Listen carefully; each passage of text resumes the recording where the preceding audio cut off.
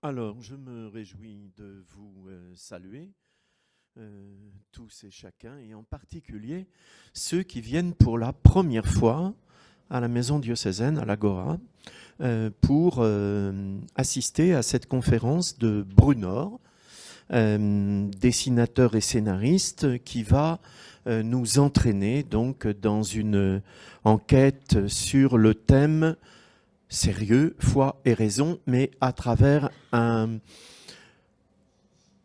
moyen original qui est celui de la bande dessinée.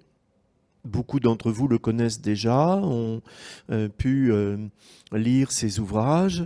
On est vraiment très content de vous accueillir, d'autant que la méchante Covid nous a empêchés par 2 reprises de pouvoir participer à cette conférence.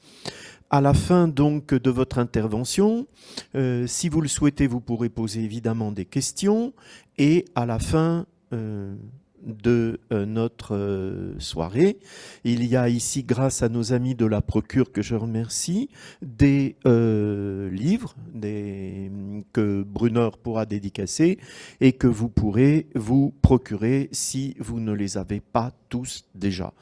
Peut-être que certains aficionados en ont déjà beaucoup, mais le dernier, sur le Saint-Suaire de Turin, est aussi à votre disposition.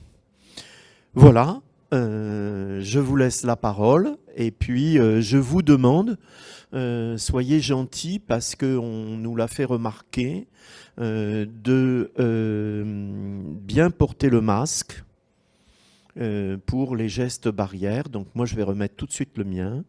Voilà. Et je vous souhaite une bonne soirée. Alors, je suis très heureux d'être parmi vous. Vous voyez que la seule façon de ne pas porter un masque, c'est de faire la conférence. Donc, chacun pourra essayer de son côté. Voilà. Je suis très heureux d'être parmi vous. Je remercie tous les organisateurs, en particulier voilà, le Père Guano et puis Maxence Ménager qui a organisé ça. Et nous réussissons enfin, après 2 échecs dus au virus, voilà, à organiser cette rencontre. Alors, en fait, j'ai démarré cette grande enquête il y a, on peut dire, une quinzaine d'années. C'est-à-dire, c'est parti d'une question d'un jeune. Il faut dire, j'ai eu l'occasion de beaucoup m'occuper de jeunes, d'adolescents dans ma vie. D'abord par le scoutisme, en étant chef scout, et puis en travaillant ensuite pendant 10 ans aux apprentis d'Auteuil. Je ne sais pas si vous connaissez les orphelins apprentis d'Auteuil. Et quand on rencontre des jeunes en grande difficulté familiale ou sociale, ou des jeunes qui vous expliquent, des jeunes ados de 17 ans, qu'ils ont perdu leurs 2 parents dans un accident de voiture, voilà, et qui se retrouvent là à cause de ça. Quand ces jeunes, avec une telle expérience, vous posent des questions sur Dieu, sur Jésus-Christ, vous voyez, on se rend compte, on est devant une sorte de vertige parce qu'on se dit qu'on ne peut pas dire n'importe quoi, bien sûr, et comment les rejoindre, ne pas être trop dogmatique non plus, vous voyez, enfin, voilà. Et toutes ces rencontres m'ont poussé à m'intéresser, à parler des affaires de Dieu, du Christ, de l'Évangile, par des moyens accessibles aux adolescents. Et comme moi-même j'aimais la bande dessinée depuis très longtemps, j'ai fait un journal amateur quand j'étais étudiant, j'ai travaillé au journal de Tintin comme responsable des pages BD pendant quelques temps aussi plus tard. Et donc, c'est pas comme si j'avais utilisé la BD parce que c'est bien pour les jeunes, mais c'est vraiment une sorte de langue maternelle pour moi. Vous voyez, ça fait longtemps que je suis tombé dedans. Voilà. Et donc, c'est une façon de vraiment rendre accessibles toutes ces questions, parfois délicates, difficiles. Mais alors, la dernière, la plus récente de ces rencontres, c'est un jeune de 15 ans et demi, 1m92 à peu près. Vous voyez, on connaît le petit Nicolas dans la bande dessinée, hein, vous connaissez tous. Et là, c'est le grand Nicolas, il s'appelait Nicolas, de plus d'1m90 à 15 ans, qui vous pose une question un peu impertinente. Dites, monsieur, est-ce que vous ne trouvez pas que la Bible, d'accord, c'est beau, c'est poétique, c'est puissant, d'accord, mais quand même, est-ce que c'est pas un peu dépassé avec tout ce que nous savons par les sciences sur le même monde, sur le même univers? Et alors, bien m'en a pris, je ne lui ai pas fait une réponse toute faite, ni ce genre de choses, mais Je lui ai dit, écoute, c'est la fin de l'heure, on se revoit dans 15 jours avec le petit groupe de travail. On se revoit dans 15 jours, ça me laisse le temps de travailler sur cette question, de la prendre au sérieux et de travailler. Et c'est ce que j'ai fait. Et je dois dire que depuis cet épisode, il y a un peu plus de 15 ans, je n'ai jamais arrêté de travailler sur ces questions parce que j'ai trouvé de façon absolument inattendue pour moi, je ne savais pas que ça existait, une mine d'or, non pas de preuves, je n'arrive pas à appeler ça des preuves pour ma part, mais des indices. Et d'ailleurs, il me semble que les ados, les jeunes, peut-être certains adultes aussi, préfèrent les indices aux preuves, parce que quand on y pense, des preuves, finalement, c'est contraignant. D'ailleurs, c'est précieux une preuve, ça va permettre d'innocenter peut-être quelqu'un qui a été accusé injustement dans une affaire policière, ou pour des journalistes, prouver telle chose. Mais quand on y pense, les indices ont le mérite de venir nourrir l'intelligence, la réflexion des chercheurs, des enquêteurs, et leur liberté. Et finalement, les gens ont besoin de voir qu'on respecte leur liberté, qu'on n'a pas des choses qu'on va leur asséner comme une preuve définitive, etc. Et surtout qu'en plus, par rapport aux preuves, moi, j'en ai pas trouvé. En revanche, sur la grande question de Dieu, que tout être humain se pose un jour ou l'autre, avec la question qu'est-ce qu'il y a après la mort, toutes ces questions-là, eh bien, on est étonné quand on y pense de voir qu'il n'y a que 3 grandes réponses possibles. Soit, quand on considère cet univers et tout ce qu'il contient, soit on arrive à discerner qu'il y a un créateur, tout seul, enfin un créateur de tout ça, ou alors plusieurs, comme c'était la mode dans l'Antiquité. Il y avait des panthéons de divinités égyptiennes, babyloniennes, grecques, etc., romaines. Vous voyez, on connaît ça par cœur. Donc soit un, soit des quantités, soit pas du tout. Et vous apercevez qu'il n'y a pas d'autre réponse possible. Et forcément, une de ces 3 réponses est la vraie, et les autres sont fausses, puisque de toute façon, elles s'annulent mutuellement. Vous voyez ? Donc c'est quand même étonnant de se dire que la grande question de Dieu, qui préoccupe les êtres humains capables de réflexion, de conscience, d'amour, tout ça, elle se pose d'abord, avant de se poser par les religions, elle se pose d'abord à l'intelligence humaine qui se demande ce que nous faisons là. Voilà. Et s'il n'y a que 3 réponses, il est peut-être possible de trouver des éléments qui nous apportent non pas la preuve que tel Dieu est le vrai, mais des indices. Et qu'avec ces indices, on va peut-être pouvoir avancer dans la bonne direction. Bon. Et alors, si on essaye de faire ça, on voit que ça fonctionne. D'ailleurs, quelqu'un avait eu cette idée, bien avant que je vous la donne, c'est le fameux Saint-Augustin. Alors, pour ceux qui ne savent pas situer Saint-Augustin dans la chronologie de l'histoire, je vais vous donner un moyen facile. Qui connaît la date du sacre de Charlemagne ? Ah, faut participer, sinon... voilà, 800. Alors, vous divisez par 2, 400. Vous multipliez par 314. Non, c'est une blague. Pas besoin de multiplier par 314. On va s'arrêter à 400. Et en l'an 400, Saint-Augustin est vivant. Il mourra en 430, etc. Vous voyez ? Donc, ça le situe dans l'histoire quand même de l'Église et puis de l'humanité, parce que c'est un grand philosophe, en plus d'être un père de l'Église et tout ça. Et on voit que Saint-Augustin a eu une idée un peu étrange à son époque, vers l'an 400, que je vais vous résumer. Il dit, voilà, pour un homme ou une femme qui voudrait se documenter, connaître le Dieu créateur, il me semble, dit Saint-Augustin, qu'il y a 2 livres. Le premier livre, c'est celui qu'on appelle le livre de la Révélation, c'est-à-dire toute la Bible des Hébreux et tout le Nouveau Testament chrétien. Et avec ça, on a ce que Dieu dit de lui-même aux êtres humains, c'est la Révélation. Bon. C'est le premier livre. Mais alors, quel est le deuxième ? Eh bien, Saint-Augustin continue en disant, le deuxième livre, c'est le grand livre symbolique de la création. C'est le grand livre de la nature, c'est le grand livre de l'univers, c'est le grand livre de cet univers réel dans lequel nous sommes. Et puisque, pour les chrétiens et les juifs, c'est le même Dieu créateur qui a créé cet univers, cette création, eh bien, plus nous aurons les moyens de lire ce livre de la création, plus ça nous donnera une idée de son auteur. Vous voyez, c'est tout à fait logique. Simplement, si on se pose la question en quelques minutes, on voit bien que ce livre de la création, à l'époque de Saint-Augustin, vers l'an 400, on ne savait pas vraiment le lire. On ne savait pas, hein, on avait des idées un peu faussées. On croyait que, je ne sais pas, d'abord que le monde avait 5000 ans, alors qu'en réalité, il a 13 milliards et demi d'années. Voyez, mais Saint-Augustin ne pouvait pas le savoir, ni personne.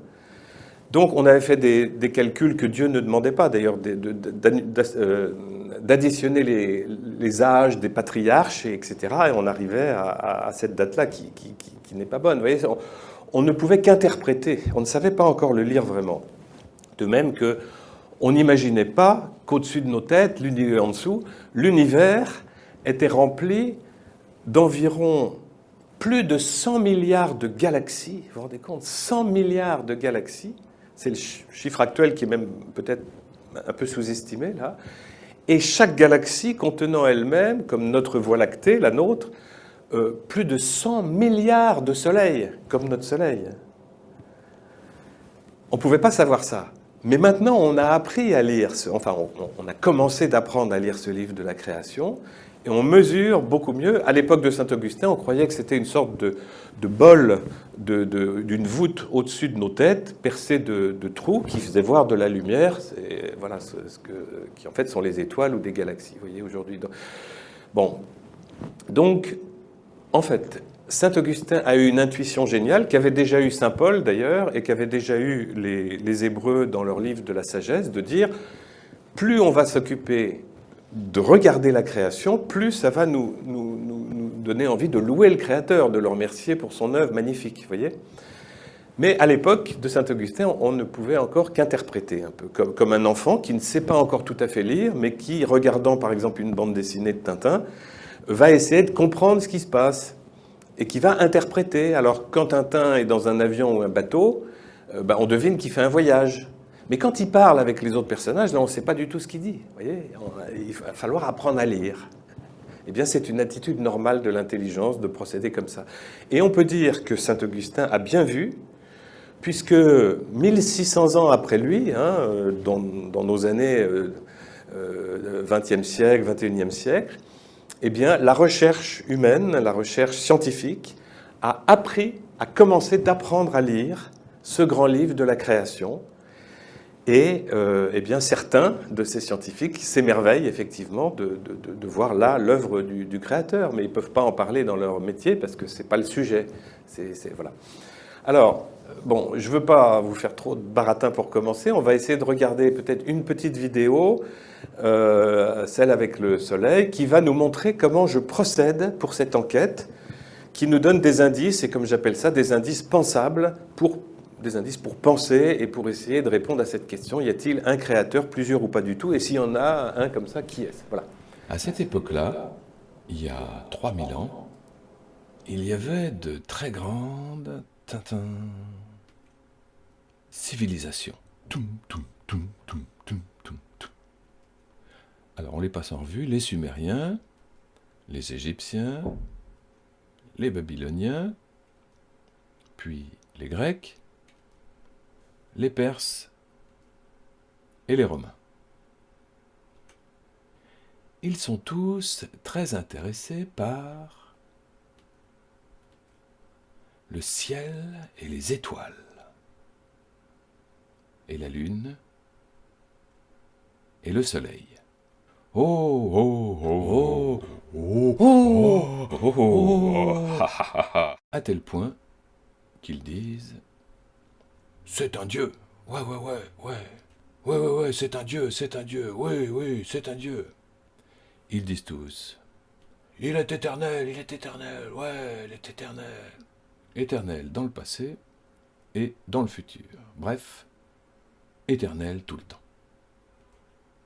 Et là-dessus, ils sont tous d'accord, et le soleil est content.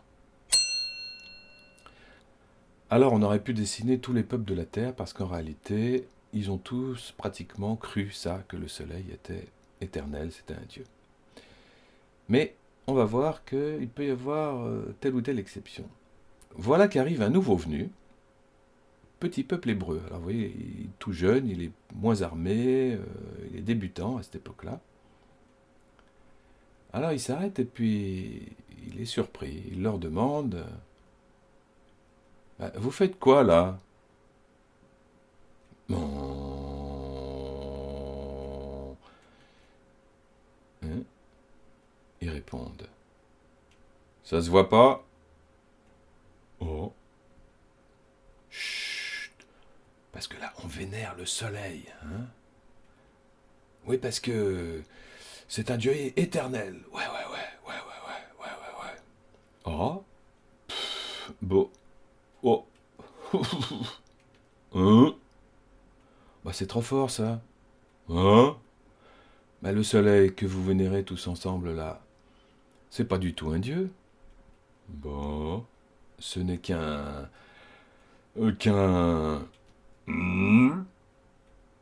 un lampadaire. Oh! Un lampadaire? Ben oui, c'est pas un dieu, c'est un lampadaire. Il a eu un commencement, maintenant il s'use. Les Hébreux prétendent que le soleil n'est pas éternel, saisissez-le.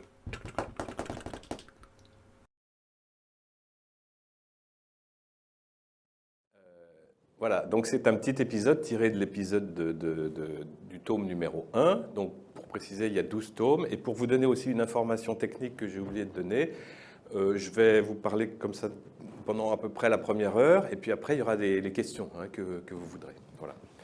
Alors, vous voyez, on a eu un débat qui est objectivement vérifiable dans l'histoire de l'humanité. Ce débat porte sur une question très précise, là, le soleil.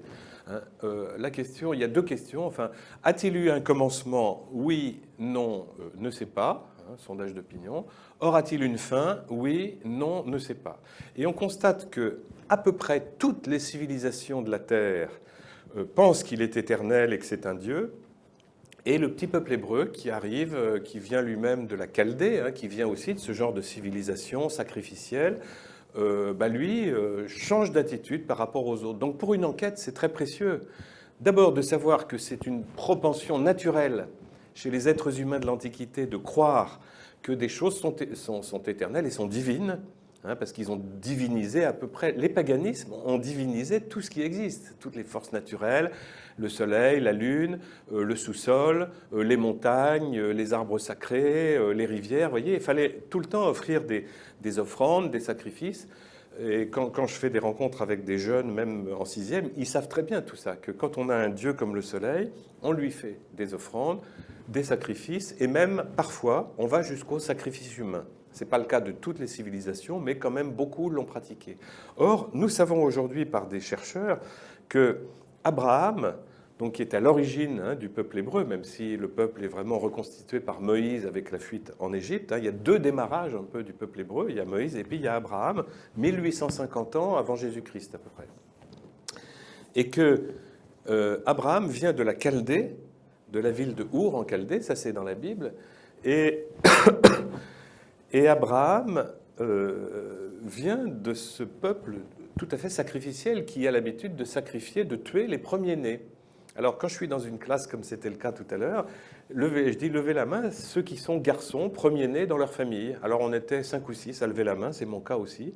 Et on a dit, ben voilà, si on avait vécu à cette époque-là, on serait déjà mort. Et c'est notre père qui nous aurait sacrifié lui-même pour porter chance au reste de la famille. Vous voyez, c'était normal. Donc, ce qui a été difficile sans doute pour Abraham, c'est d'arriver à comprendre que le nouveau Dieu qu'il a rencontré et qu'il a connu suffisamment pour oser quitter sa parenté, sa famille, sa tribu, tout ça, son pays, ce nouveau Dieu qui lui dit « va vers toi-même », lech lecha en hébreu, « va vers le pays que je t'indiquerai », eh bien, en faisant ça, ce Dieu l'arrache aux habitudes sacrificielles, etc. Pourquoi? Parce que ce sont des fausses croyances. Et non seulement ce sont des fausses croyances de croire que les dieux aiment les sacrifices humains, mais en plus ce sont des fausses croyances criminelles. Alors souvent je demande aux jeunes, peut-être je vais vous demander à vous, est-ce que vous connaissez une civilisation qui a très très longtemps, peut-être le plus longtemps de toutes les civilisations de la Terre, pratiquer des sacrifices humains pour le soleil, justement. Oui? Eh bien oui, bravo. Souvent les gens confondent les Mayas, mais ce sont les Aztèques qui, jusqu'au XVe siècle de notre ère, jusqu'à l'arrivée des conquistadors, qui eux-mêmes apportent aussi des maladies avec eux, tout ça, ils ne sont pas non plus tout blancs, hein, mais en tout cas, les Aztèques, sur leur pyramide à escalier, les sorciers, les prêtres aztèques sacrifient des gens toute la journée. Pourquoi? Pour que le soleil se lève demain. C'est quand même un énorme gâchis phénoménal et monstrueux et sanguinaire. Et voilà. Et c'est une des choses que le Dieu d'Israël commence par faire, enfin c'est pas dès le début, mais de montrer à Abraham, par une expérience vécue avec son fils Yitzhak, qu'il n'y aura plus jamais de sacrifice humain dans sa descendance. Et quand il y a eu des rechutes, notamment avec la proximité des Babyloniens qui sont zoroastriens, et qui sont donc avec deux dieux, un dieu du bien, un dieu du mal, ce sont les gnoses manichéennes, eh bien, ils vont être tentés et ils vont refaire des sacrifices humains. Et heureusement, les prophètes, je crois que c'est Ézéchiel qui est déporté avec eux, à moins que ce soit Jérémie, un des deux, je ne me rappelle jamais, arrivent à leur faire comprendre que non.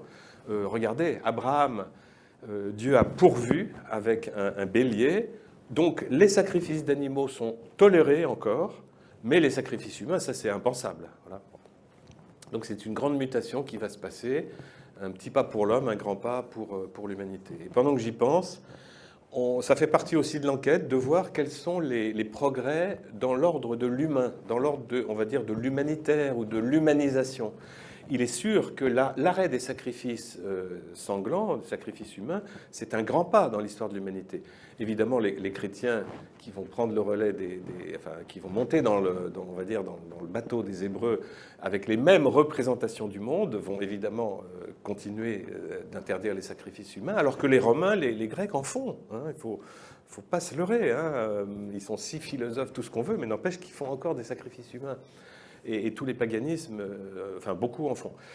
Mais il y a un deuxième changement humanitaire que les Hébreux, dont ils vont être responsables, qui n'est pas très connu malheureusement, mais que j'ai vérifié avec des spécialistes, eh bien, c'est progressivement l'interdiction de l'esclavage.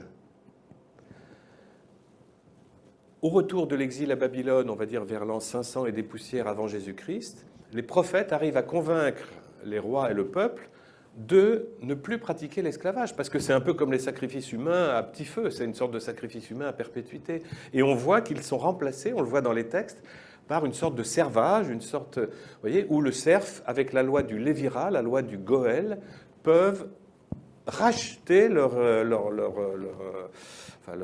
servage, soit parce qu'ils ont mis de l'argent de côté eux-mêmes, donc ça prouve qu'ils sont un petit peu payés, alors que les esclaves ne sont jamais payés. Deuxièmement, ça peut être parce qu'un goël, un cousin, un frère vient payer pour eux, comme on paye aux États-Unis, vous savez, une rançon pour sortir quelqu'un de prison, je ne sais plus comment ça s'appelle. Et troisièmement, attendre une année jubilaire. Tous les 50 ans, on rend la liberté à tous les serfs. Ils repartent dans la nature, vous voyez ? C'est unique dans l'histoire de l'humanité, une chose pareille. C'est tellement unique que ce n'est pas connu. C'est dommage. Moi, adolescent, ça m'aurait aidé peut-être à adhérer plus vite, plus facilement. Vous voyez, bon.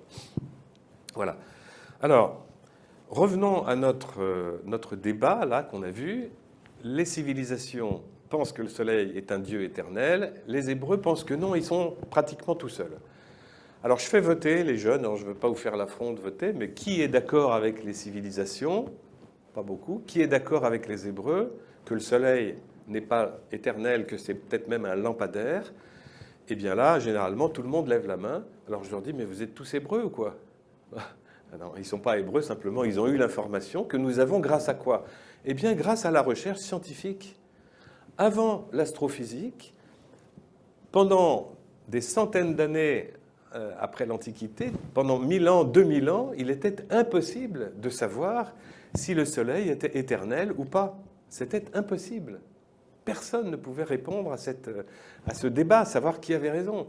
Et il y a eu beaucoup de débats dans l'humanité, dans l'Antiquité, pardon, depuis l'Antiquité dans l'humanité, parfois des débats entre Aristote et Platon sur la question de l'âme, un autre débat, et donc de l'être humain, un autre débat entre Aristote et Démocrite sur le rôle de la matière, sur le rôle des atomes. Vous voyez, enfin, il y a eu plein de débats qui ne trouvaient pas de réponse, tout simplement parce qu'on ne savait pas encore lire ce grand livre de la création dont parlait saint Augustin. Mais je peux vous dire qu'aujourd'hui, ça s'est absolument accéléré depuis déjà des siècles, des chercheurs, des Vinci, des gens comme ça. Puis avec le 19e et le 20e siècle, là, on a eu les réponses à peu près à tous les débats de l'Antiquité. Alors ça a ouvert des nouvelles questions. Il y a la physique quantique qui est arrivée, bien sûr, des nouvelles questions, mais ce n'étaient pas des questions qui existaient dans l'Antiquité. On va se contenter de celles-là. Et vous voyez, il y a des gens qui me disent, mais les sciences ne peuvent pas donner leur avis sur une religion, sur une théologie ou sur une philosophie. Ce sont des domaines différents.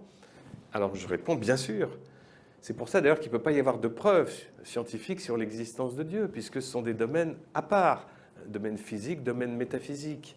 Tiens, on pourrait passer le petit film numéro 2, pas le 6, mais celui avec Aristote. Ah non, alors celui avec Aristote, c'est celui, comment? Je ne sais plus comment il s'appelle. Bon, on va pas le passer. On se garde pour un autre. Excusez-moi, c'est moi qui n'avais pas prévu. Donc, c'est un petit film où on voit Aristote. Alors, on peut le faire. Alors, si c'est pas le bon. Oui, c'est celui-là. Formidable. Bon, merci. Heureusement que vous êtes là. Alors, on s'aperçoit, si on a envie d'avancer dans cette enquête que nous commençons, on s'aperçoit qu'il y a des pièges à éviter. Il faut tenir fermement une chose qu'on va voir maintenant, c'est de différencier les niveaux. C'est ce qu'on reverra avec les sous-mots. Il faut différencier les niveaux, sinon on risque de se mélanger, de faire des impostures et de faire passer un fait scientifique certain pour une théorie métaphysique qui n'est pas certaine. Alors c'est Aristote qui va nous aider dans cette démarche. Voilà ce qu'il nous dit sur physique et métaphysique, qu'il nous dit à sa façon.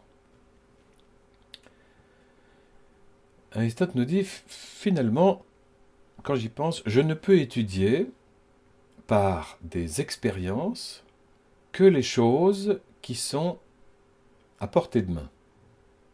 Et ces choses qui sont à portée de main, que je peux attraper pour les mesurer, les peser, les analyser, j'appelle ça le domaine physique.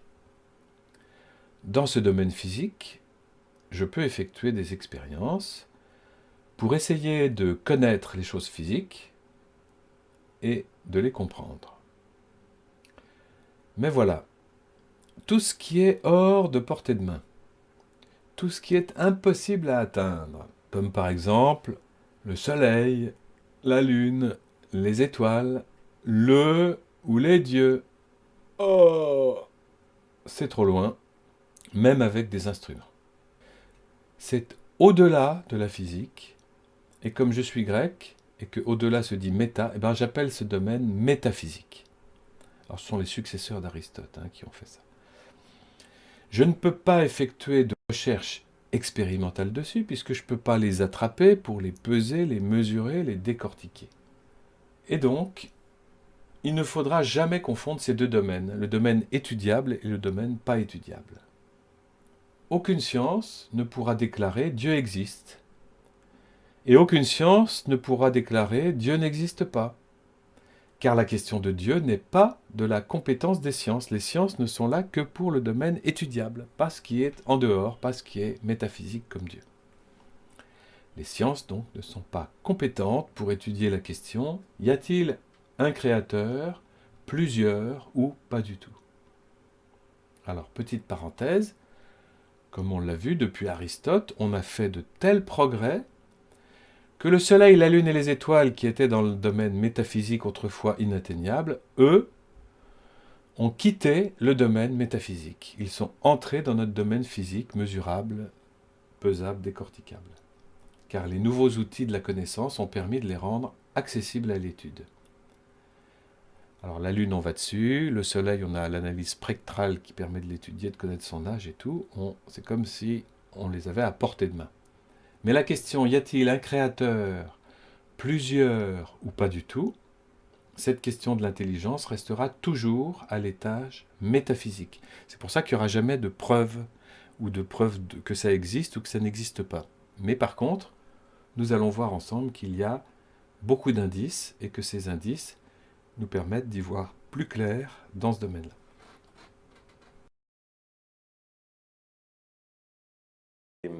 Et en fait, ces indices portent sur ce qui est possible à étudier par les sciences. Et ce qui est possible à étudier par les sciences, ce qui fait le lien entre des philosophies, des religions et le réel, c'est ce qu'on appelle les représentations du monde.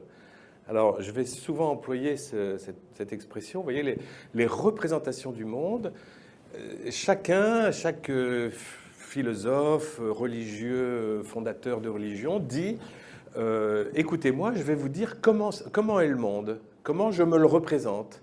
Et alors, si jamais ils étaient doués, eh bien, ils étaient suivis par des disciples. Et c'est comme ça que les grands courants sont nés de la philosophie ou des religions, vous voyez. Mais à l'époque, c'était relativement facile pour les fondateurs comme ça, parce qu'on ne pouvait rien vérifier. Donc, ils pouvaient raconter ce qu'ils voulaient, vous voyez. Aujourd'hui, c'est plus pareil. En l'an 2022, on peut vérifier si le Soleil est éternel ou pas. Et comme on l'a dit, les sciences, l'astrophysique nous apprend, depuis seulement les années d'avant-guerre, d'avant 1940, c'est là qu'est née cette science, que le Soleil, nous savons avec une certitude irréversible que c'est un lampadaire, qu'il a eu un commencement il y a à peu près 4,5 milliards d'années, qu'il aura une fin dans à peu près 4,5 milliards d'années. Et donc, conclusion, qui avait raison? Eh bien, ce sont les Hébreux bibliques. Alors, comment est-ce qu'ils ont su tout ça? On n'en sait rien, c'est peut-être un coup de chance. Donc on ne va pas tirer de conclusions trop hâtives de leur information, mais on va se dire, tiens, mais ça me donne envie de continuer l'enquête, de regarder si, sur d'autres sujets, les Hébreux continuent d'avoir raison dans ce qu'ils ont affirmé sur le monde, ou si peut-être ils sont dépassés par les Grecs qui sont si philosophes, ou les Romains tellement bons constructeurs et architectes. Vous voyez, on n'en sait rien. On ne part pas avec un a priori, c'est moi qui ai raison. On part dans une enquête honnête et surtout dont les indices sont vérifiables. Et ça, c'est formidable de pouvoir dire à des ados, quand je commence une rencontre avec eux, de leur dire, si vous voulez, ne croyez rien de ce que je vous dis. Ne croyez rien parce que tout est vérifiable, donc vous pourrez le vérifier vous-même. Et c'est pas plus mal que vous le fassiez, comme ça vous ferez vous-même l'enquête et puis vous tirerez vos conclusions. Voyez ? Voilà. Alors, on va continuer l'enquête et voir ce que ça donne à l'arrivée. Alors, il y a un petit peu deux enquêtes. Il y a une première qui consiste à se demander s'il y a plutôt un créateur, plusieurs ou pas du tout. C'est ce que j'ai évoqué tout à l'heure. Et puis la deuxième enquête, une fois qu'on aura répondu à la première avec des indices suffisants, ça va être de dire, ce créateur, qui est-ce? Est-ce qu'on a moyen de savoir qui c'est? Est-ce que ça pourrait être le Dieu de la Bible et de Jésus-Christ? Ou est-ce qu'au contraire, il ressemble plutôt, ce créateur, d'après ce que nous voyons des représentations du monde, il ressemble plutôt au Dieu, je ne sais pas quoi, de telle civilisation de l'Antiquité, une autre que celle des Hébreux. Vous voyez, tout est possible. On est honnête dans la recherche. Bon. Alors, normalement, vous savez, quand j'ai commencé à faire ces bandes dessinées, il m'est arrivé une chose étonnante, c'est que j'ai été convoqué au diocèse de Paris, où j'habite, par le responsable de toute la catéchèse ados, adolescents, enfin collège et lycée. Et il me dit, j'ai lu vos BD, écoutez, vous faites quelque chose que on n'a pas l'habitude de faire. Enfin, pour moi, dit-il, quand je pensais foi et raison, je pensais lire la Bible intelligemment. Moi, je lui dis, oui, je suis d'accord avec vous, c'est déjà pas mal, les bonnes traductions, tout ça. Bon. Mais il me dit, mais je m'aperçois qu'on peut faire beaucoup plus. Et ce que vous faites, cette confrontation au réel grâce à la recherche, eh bien, on ne le fait pas. Est-ce que vous seriez d'accord de le faire avec nous? Je dis, écoutez, avec plaisir, avec l'Église, je demande que ça, enfin, c'est mon souhait. Et il me dit, écoutez, je vous nomme chargé de mission pour le diocèse de Paris pour former, non pas des jeunes directement, mais les adultes qui s'occupent d'eux. Donc des responsables de pastoral, de catéchèse de jeunes et tout ça. Et voilà, et on a proposé pendant 3 ans à ceux qui voulaient de se former là-dessus. Alors je vous raconte ça parce qu'on n'avait pas 1 heure ou 2 avec des questions pour aborder ça, mais 16 heures, 8 fois 2 heures, vous voyez, en plusieurs mois. Donc c'est pour vous dire, en 8 fois 2 heures, après j'ai fait même des trucs de 20 heures, on n'a pas le temps de tout dire, tellement il y a de choses passionnantes à raconter comme indice, un peu comme je vous ai commencé là avec le Soleil. Vous voyez, c'est très riche, c'est presque aussi riche que le nombre de galaxies, vous voyez, c'est incroyable. Bon. Quelle que soit l'angle par lequel on le prend, eh bien, on est étonné de voir comment, enfin, ce à quoi on arrive. Bon, alors, voilà. Donc, vous voyez, on a déjà bien avancé dans le temps.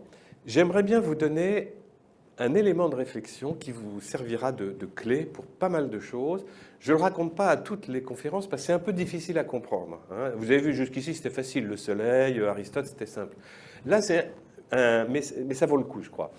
Voilà, il y a une pensée dans l'histoire de la philosophie mondiale, depuis l'Antiquité jusqu'à nos jours, une pensée, peut-être la seule, qui est reconnue par toutes les philosophies et toutes les religions du monde. Il y a un point de convergence, un point sur lequel ils sont tous d'accord, et je vais vous le dire parce que c'est extrêmement précieux de savoir ça. Et à partir de ce point sur lequel ils sont tous d'accord, on va voir pourquoi et comment sont nés les grands courants de la pensée philosophique et religieuse de l'histoire de l'humanité. Donc ça vaut le coup, je trouve. Bon. Alors, cette idée sur laquelle tout le monde est d'accord, tous les philosophes de l'Antiquité et de toute l'histoire de la philo et jusqu'à aujourd'hui, c'est l'idée suivante. Elle vient d'un philosophe grec plus ancien que Platon qui s'appelle Parménide. Et il vivait vers l'an 500, voilà, c'est à ce moment-là, je crois qu'il a... 500 avant Jésus-Christ, pardon. Et Parménide a une idée géniale, il se dit, et il dit à ceux qui veulent bien l'entendre, écoutez, je pense qu'il n'y a jamais eu de néant absolu. Ah, qu'est-ce que tu... Alors, je donne la définition. J'appelle néant absolu un vide de tout. Un néant, un vide de toute matière, et même de tout esprit, de toute chose invisible, de toute divinité invisible, tout ça, de anges, de démons, tout ça. Un néant absolu, à mon avis, ça n'a jamais existé. Ah bon, et pourquoi dis-tu ça? Parce que, vous voyez, s'il y avait eu un tel néant absolu dans le passé, eh bien, il n'y aurait rien aujourd'hui. Parce que par définition, du néant absolu, rien ne peut sortir, rien ne peut naître, rien ne peut surgir. Alors, les interlocuteurs de Parménide lui disent, mais si, par exemple, imaginons que peut-être un marronnier sorte de ton néant absolu. Ben voilà, tu vois. Et bien Parménide dit, ben non. Parce que si un marronnier sort du néant, c'est qu'il n'était pas absolu, c'est qu'il y avait un germe de marronnier bien caché. On avait cru que le néant était absolu, mais il ne l'était pas. C'était une sorte de néant qui contenait au moins un germe. Vous voyez le truc. Et donc, Parménide dit, puisqu'aujourd'hui, je vois deux sortes de réalités.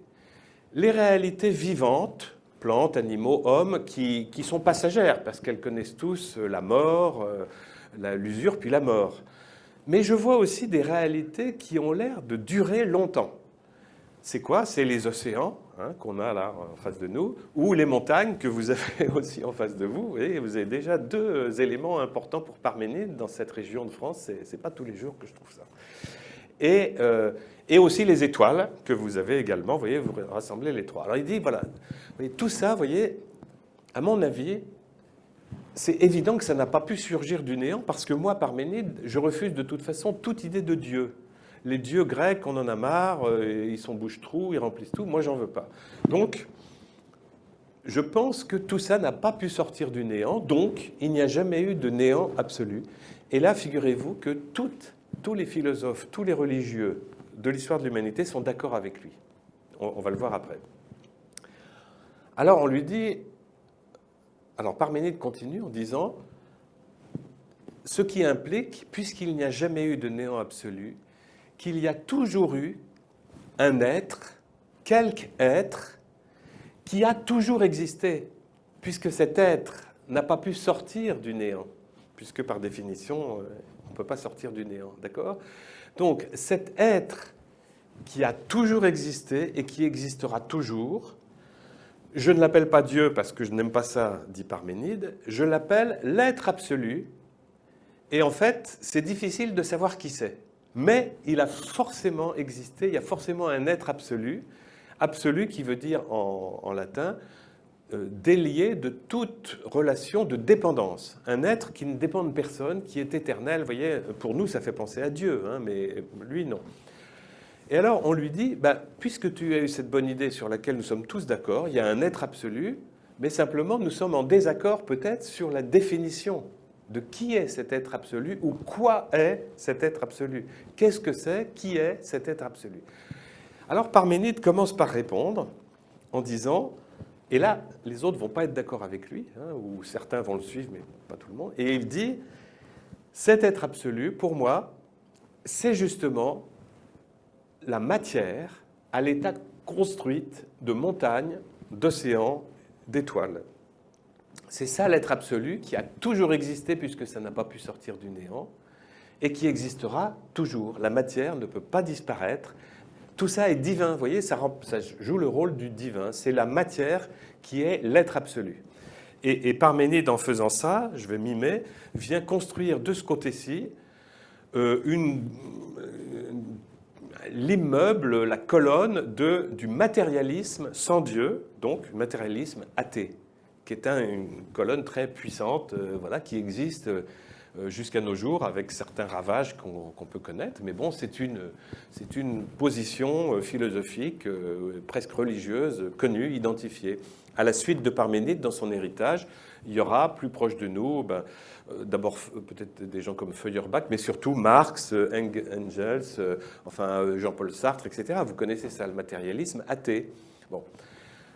Mais ce n'est pas la seule pensée. À l'opposé, de ce côté-là, je ne vais pas le mimer, mais imaginez une autre construction géante. Et là, c'est le contraire. Ça vient de l'hindouisme ancien.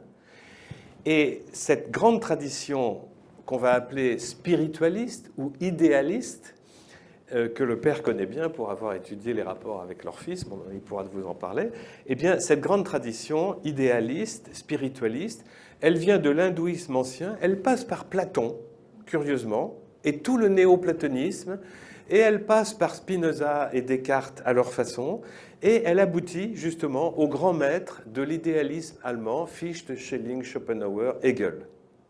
Vous voyez, c'est pas rien.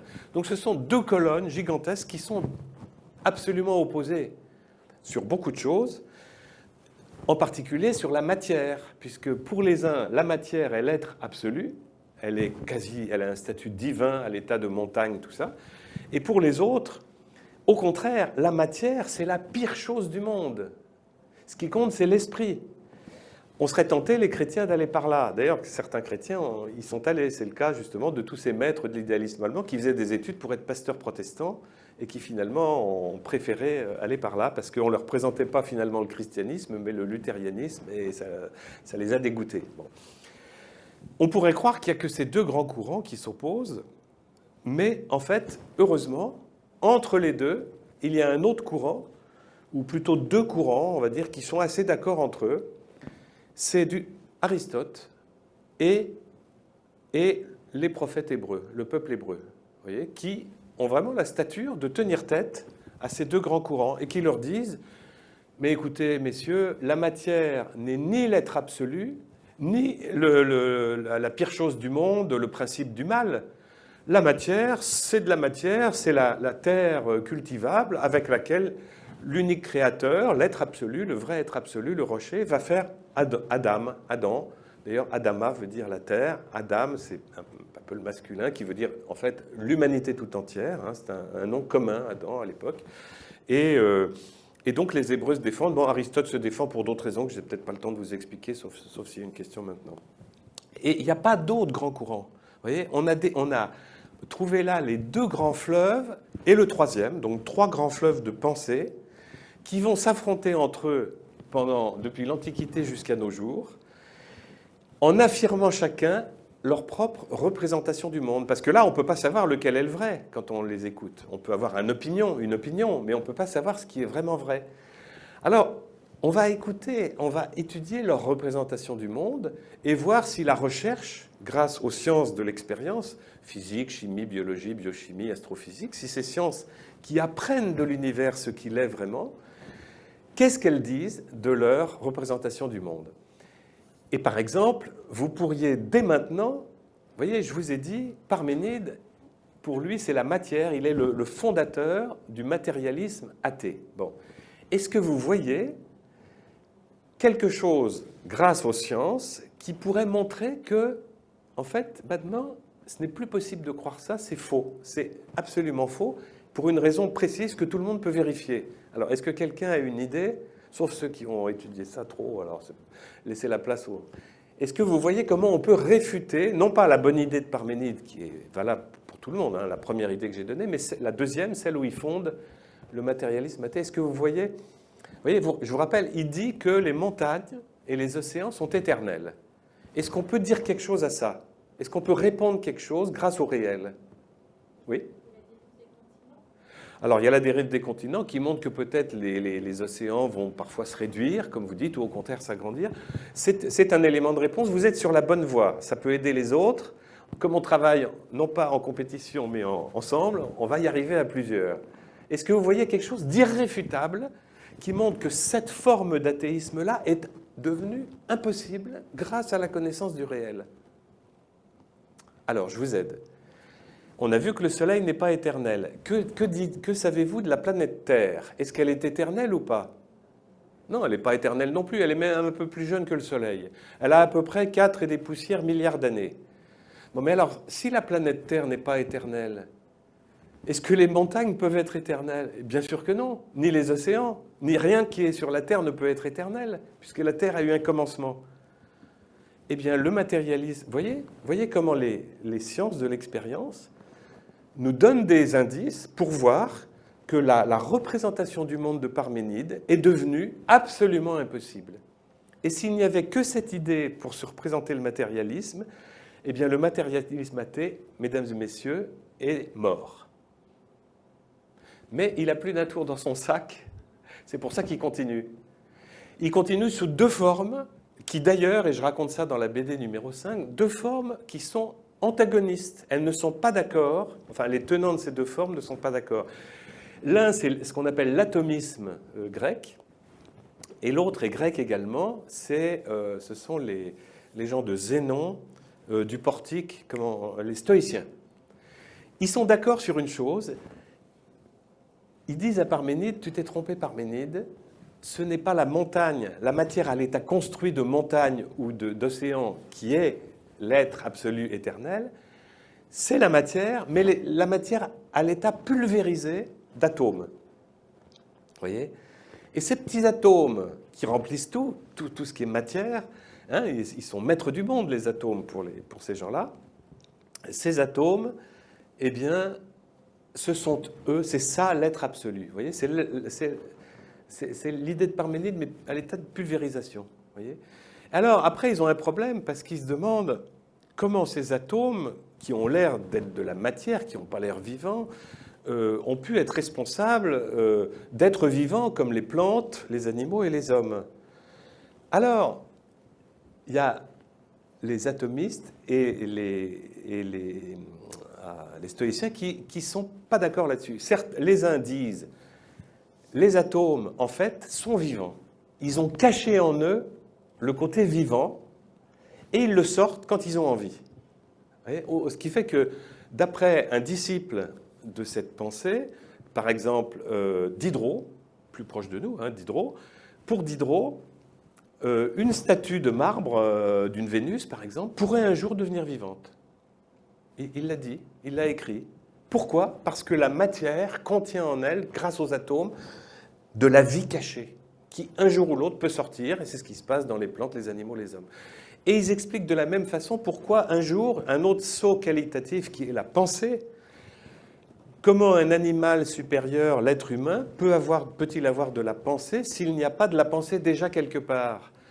Eh bien, ils disent, de même que les atomes qui remplissent tout avaient de la vie cachée en eux, qu'ils sortent quand ils veulent, les petits atomes, ils ont aussi de la pensée cachée en eux, ils sont très malins, et elle se voit dans les êtres humains. Vous voyez ? Mais les autres atomistes ne sont pas d'accord avec eux. Et quand vous rencontrez un athée matérialiste, vous pouvez lui demander « Mais tu es de quel athéisme ?»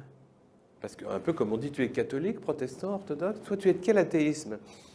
En fait, en général, il n'en sait rien parce que c'est pas très connu tout ça.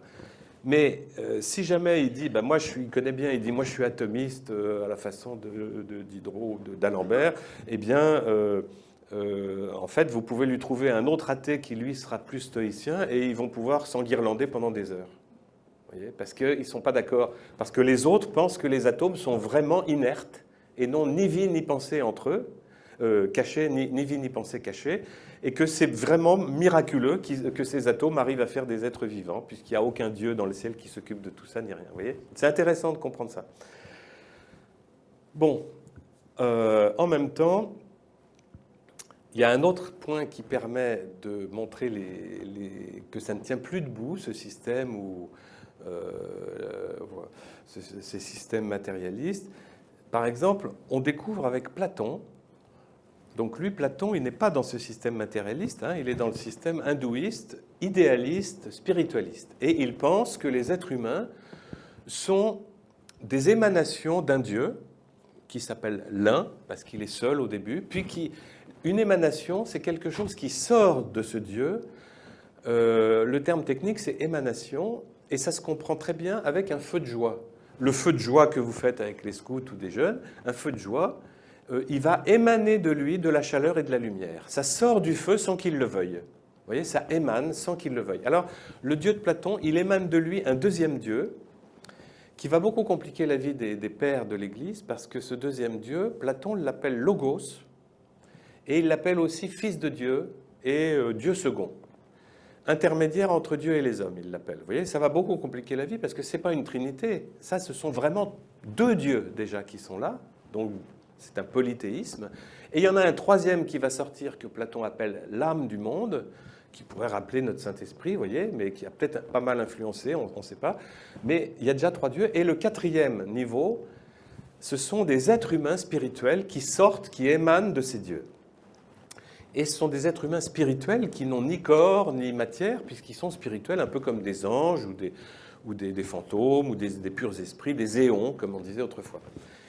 Alors, les élèves de Platon, qui sont tous des hommes, à l'Académie, c'est l'école qu'a fondée Platon vers l'an 450 avant Jésus-Christ, ou un peu avant même, et les élèves disent, mais maître, pourquoi est-ce qu'on n'est pas resté dans ce paradis du Dieu de Platon quand nous étions des êtres formidables, spirituels, ni hommes ni femmes, donc, et dans la lumière et la chaleur de l'intellect, du paradis du Dieu de Platon. Et Platon leur répond, je suis d'accord avec vous, ici, alors je pense qu'il parlait de la terre entière, excepté Monaco, mais il dit ici c'est un cauchemar, on vit un cauchemar, on est malade, on a mal aux dents, on a des chagrins d'amour, on meurt, on est blessé, les animaux se dévorent entre eux, c'est un cauchemar, c'est sûrement une punition.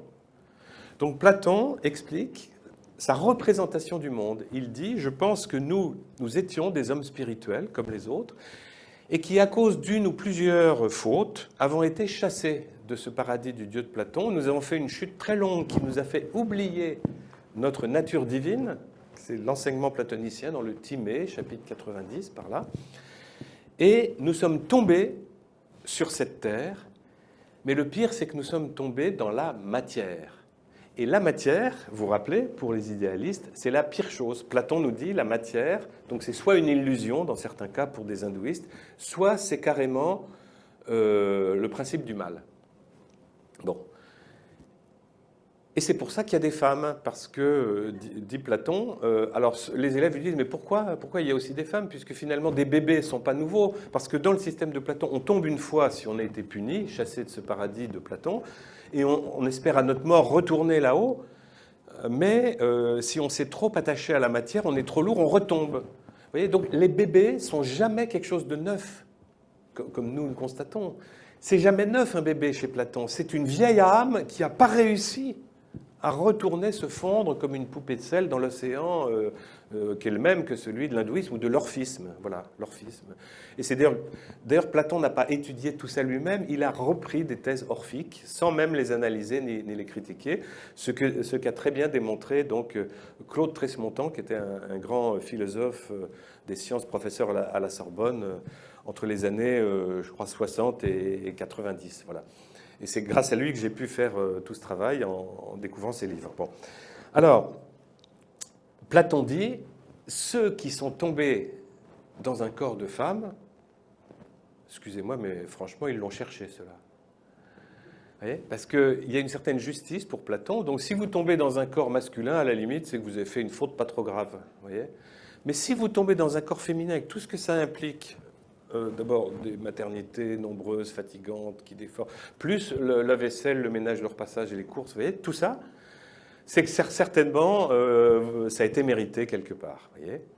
Alors, moi, je suis toujours intéressé de raconter ça à des élèves de seconde, première, terminale, qui découvrent que s'ils veulent étudier la misogynie occidentale, il ne faut pas aller chez Adam et Ève, il faut aller chez Platon. Enfin, chez l'hindouisme, chez l'orphisme, vous voyez, plutôt. Bon, c'est assez intéressant. Mais surtout, il y a les élèves de Platon lui demandent pourquoi on n'a pas le même visage, puisqu'on vient tous du même divin. On devrait tous être pareils. Et Platon répond, dans le Timée 90, oui, nous devrions être pareils, mais c'est parce que nous sommes le même divin, chacun, le bourreau et la victime sont le même divin. Vous voyez, c'est des choses absurdes, absurdes, absurdes. Mais surtout, nous sommes le même divin, ce qui nous différencie, c'est la matière dans laquelle nous sommes tombés et qui est notre prison. Le corps dans lequel je suis tombé est ma prison pour toute ma vie. Et il y a un jeu de mots platonicien que vous allez voir, qui est très drôle pour les platoniciens, c'est soma-séma. Parce que soma, c'est l'organisme, hein, on connaît ça, psychosomatique, et séma, c'est la geôle, c'est la prison, c'est même le tombeau. Vous voyez, ça se ressemble, soma-séma. Pour les platoniciens et les néoplatoniciens, le corps est ma prison, détestable, qui empêche mon esprit, mon âme de faire tout ce qu'il voudrait. Par exemple, le père Malebranche, qui était copain de Jansénius, je crois, ou enfin qui l'a inspiré, disait « Dieu nous a fait un corps pour nous punir ». Vous voyez, il reprend, non pas tout, mais certains thèmes de cette représentation du monde platonicienne. Voilà. Et notamment, Platon nous dit un truc qui va nous servir pour l'enquête. Il nous dit, de ce côté-là, dans sa forteresse idéaliste, il nous dit c'est la matière qui nous différencie. Autrement dit, le terme exact, c'est l'individuation par la matière. Dans une même espèce humaine, nous sommes individués, différenciés, chacun, non pas par notre intellect, mais par notre matière. C'est la matière qui nous compose, qui fait que nous sommes différents, avec tel visage, telle couleur de peau, etc. Vous voyez ? Alors ça, c'est très intéressant pour nous, parce que là, c'est vraiment une représentation du monde typique, parce qu'il a fallu attendre, il pouvait avoir raison pendant 1000 ans, 2000 ans, etc. Mais aujourd'hui, depuis déjà quelques dizaines d'années, nous pouvons étudier la matière qui nous constitue. Et quand on étudie la matière qui constitue, on va pouvoir donner raison peut-être à Platon si la matière est différente entre vous et moi, etc. Mais si elle est la même, ben ça va quand même être une preuve que Platon s'est trompé. Et comme il y avait un débat entre Platon et Aristote sur ce sujet de la matière qui nous constitue et de l'âme et tout ça, on va voir qui avait raison entre Platon et Aristote, les Hébreux, enfin chacun a donné son avis sur la matière. Vous vous rappelez, la matière est le top du top, l'être absolu, ou alors la pire chose. Et là, est-ce qu'elle est l'individuation ? Bon. Et alors, réponse des chercheurs sur la matière. Notre matière, à chacun, même les hommes, les femmes et même les animaux, est rigoureusement identique. Nous sommes tous faits rigoureusement des mêmes sortes d'atomes et de molécules. Il n'y a rien qui nous différencie sur ce plan-là. L'individuation par la matière est impossible. De même qu'on disait tout à l'heure pour Parménide, l'éternité des montagnes est impossible. C'est devenu impossible et impensable. Voyez ? Mais ce qui est intéressant, c'est que de ce côté-là, chez les matérialistes, comme pour eux, il n'y a que de la matière. Hein, vous vous rappelez, pour cela, il y a de l'esprit et la prison matière. Mais pour eux, il n'y a que de la matière. Donc c'est aussi forcément la matière qui nous individualise. Ils font la même erreur que les platoniciens, vous voyez. Donc les deux, là, s'écroulent sur ce plan-là. Et pour être matérialiste athée aujourd'hui, c'était assez envisageable au temps de Darwin, il y a 150 ans, parce qu'on ne connaissait rien de tout ça. On ne connaissait rien des atomes qui nous constituent, on ne connaissait rien de l'ADN, on ne connaissait rien de l'histoire de l'univers.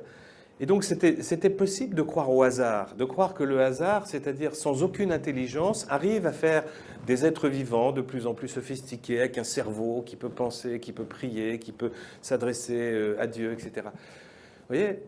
Mais aujourd'hui, c'est devenu une religion, le matérialisme athée. Une religion qui essaye de se défendre comme il peut, ou alors qui ose, qui justement, depuis le baron d'Holbach, n'essaye même plus de se défendre, qui affirme en le criant très fort son athéisme, mais qui en fait est une religion finie, dépassée, comme l'était celle des Aztèques, ou même on a beaucoup respecté, mais voilà.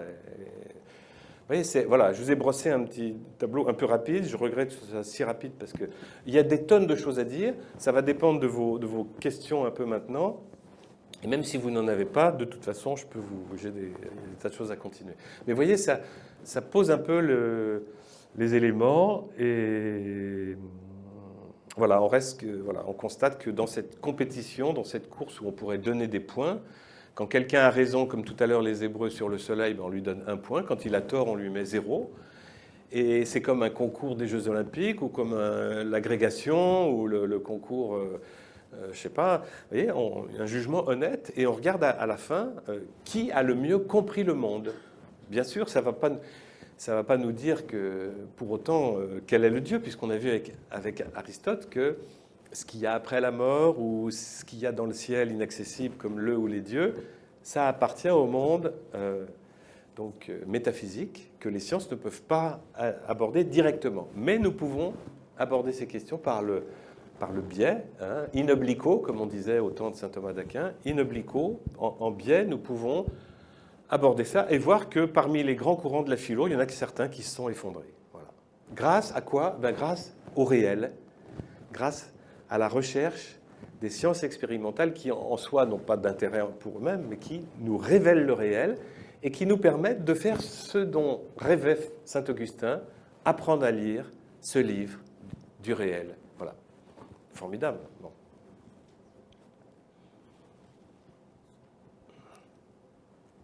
Est-ce qu'il y a des questions ?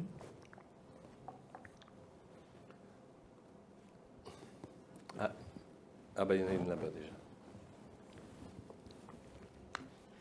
Alors, j'ai lu quelques-uns de vos BD. Je crois que je me suis arrêtée à la 4. Il faudrait que je recommence parce qu'à chaque fois, on oublie un petit peu.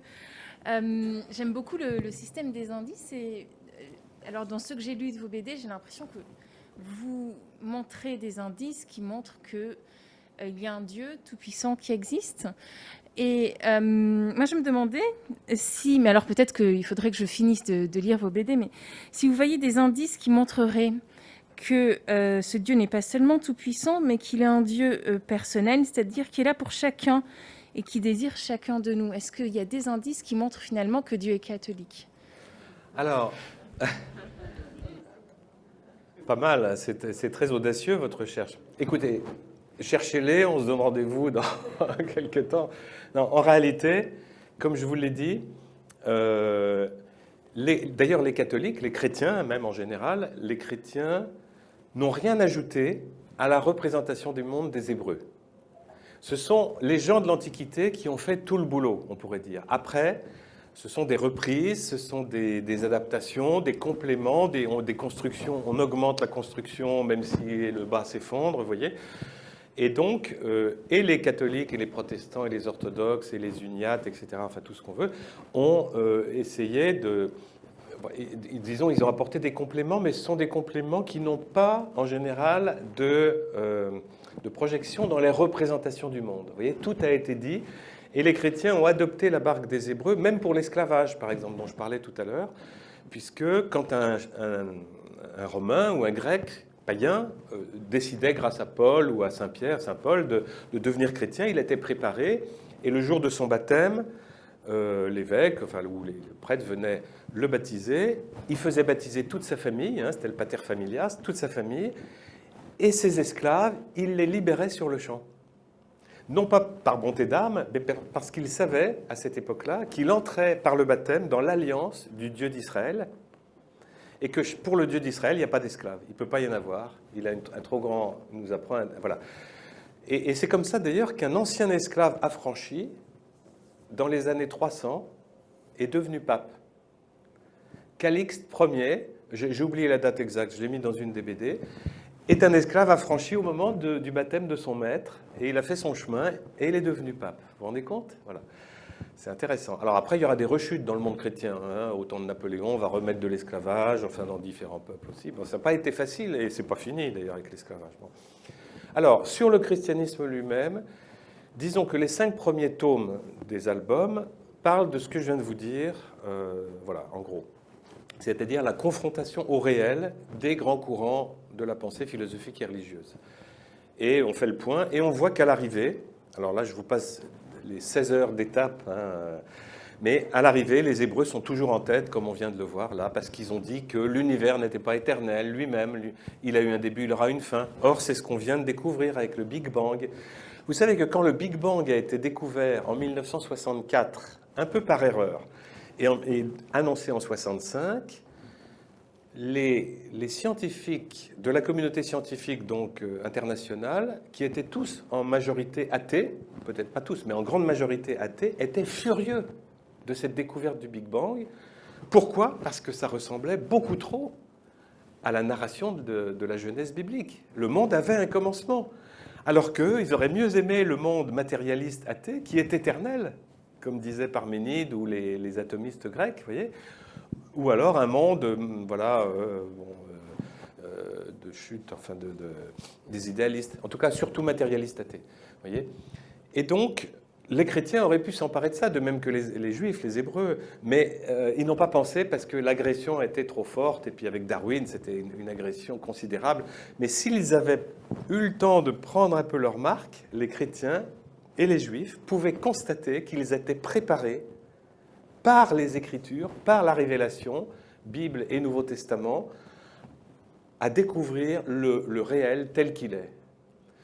Écoutez, c'est quand même incroyable qu'ils aient écrit dans la Bible, donc il y a à peu près 500 ans avant Jésus-Christ, hein, c'est une des datations de mise en forme de la Bible par écrit, que la vie est apparue dans le récit de la création biblique à la 3e étape, ce qu'ils appellent des jours qui ne sont pas des jours de 24 heures, mais des étapes, hein, ou comme des actes au théâtre, acte 1, acte 2, c'est des grandes étapes. Eh bien, à l'étape numéro 3, la vie est apparue dans l'eau. Elle est apparue dans l'eau. C'est marqué dans la Bible depuis 2500 ans. Et qu'est-ce que nos chercheurs viennent de découvrir depuis quelques dizaines d'années? Que la vie a commencé sur notre planète dans l'eau, dans les océans. Alors, les Hébreux, là, ont dit quelque chose qui est compatible avec le réel. Je ne prétendrai jamais que les Bibles ont cherché à faire un livre scientifique. Jamais de la vie, surtout que le mot n'existait pas, le mot science n'existait pas, et le concept de science non plus. Mais sans le vouloir, un peu comme Monsieur Jourdain, qui fait de la prose sans le savoir et sans le vouloir, les Hébreux ont fait sans le vouloir de la philosophie, de l'anthropologie, de la biologie, de l'ontologie, enfin, ouais, plein de sciences comme ça, sans le vouloir. Et ils ont été compatibles avec le réel. Et je peux vous dire, alors là, ils ont des années-lumière d'avance sur tous les autres récits de création. Si vous voulez faire un exercice pour vous ou avec des jeunes, vous tapez sur Wikipédia ou un site comme ça, « Récits de création de l'Antiquité ». C'est magnifique. Ils vous sortent 50 récits de création, certains qu'on connaît, hein, des Égyptiens ou des Babyloniens, puis d'autres qu'on ne connaît pas du tout, les Ouïghours, je sais pas, vous voyez, des gens formidables qui ont existé, qui n'existent plus, mais dont on a eu les traces écrites qu'on a pu traduire et valider, authentifier grâce aux sciences d'ailleurs. Bon. Eh bien, tous ces récits sont truculents, ils sont très poétiques, ce sont des mythologies, ils sont invraisemblables. Une grande tortue qui se coupe en deux, un côté fait le ciel, l'autre la terre. Vous voyez, des trucs qui ne cherchent même pas à avoir quoi que ce soit avec le réel, sauf les Hébreux. Vous relisez la Genèse des Hébreux, vous êtes stupéfait de voir la vie qui commence le 3e jour, le ciel, les êtres humains qui arrive à la dernière étape, après les animaux, au-dessus des animaux, et pratiquement en même temps, l'homme et la femme, alors que chez Platon, vous avez vu la différence. La femme, d'ailleurs, ne fait pas partie du genre humain chez Platon. Elle fait partie des animaux supérieurs. Je vous ai épargné ça tout à l'heure, mais on est obligé de le dire, là. Vous voyez ?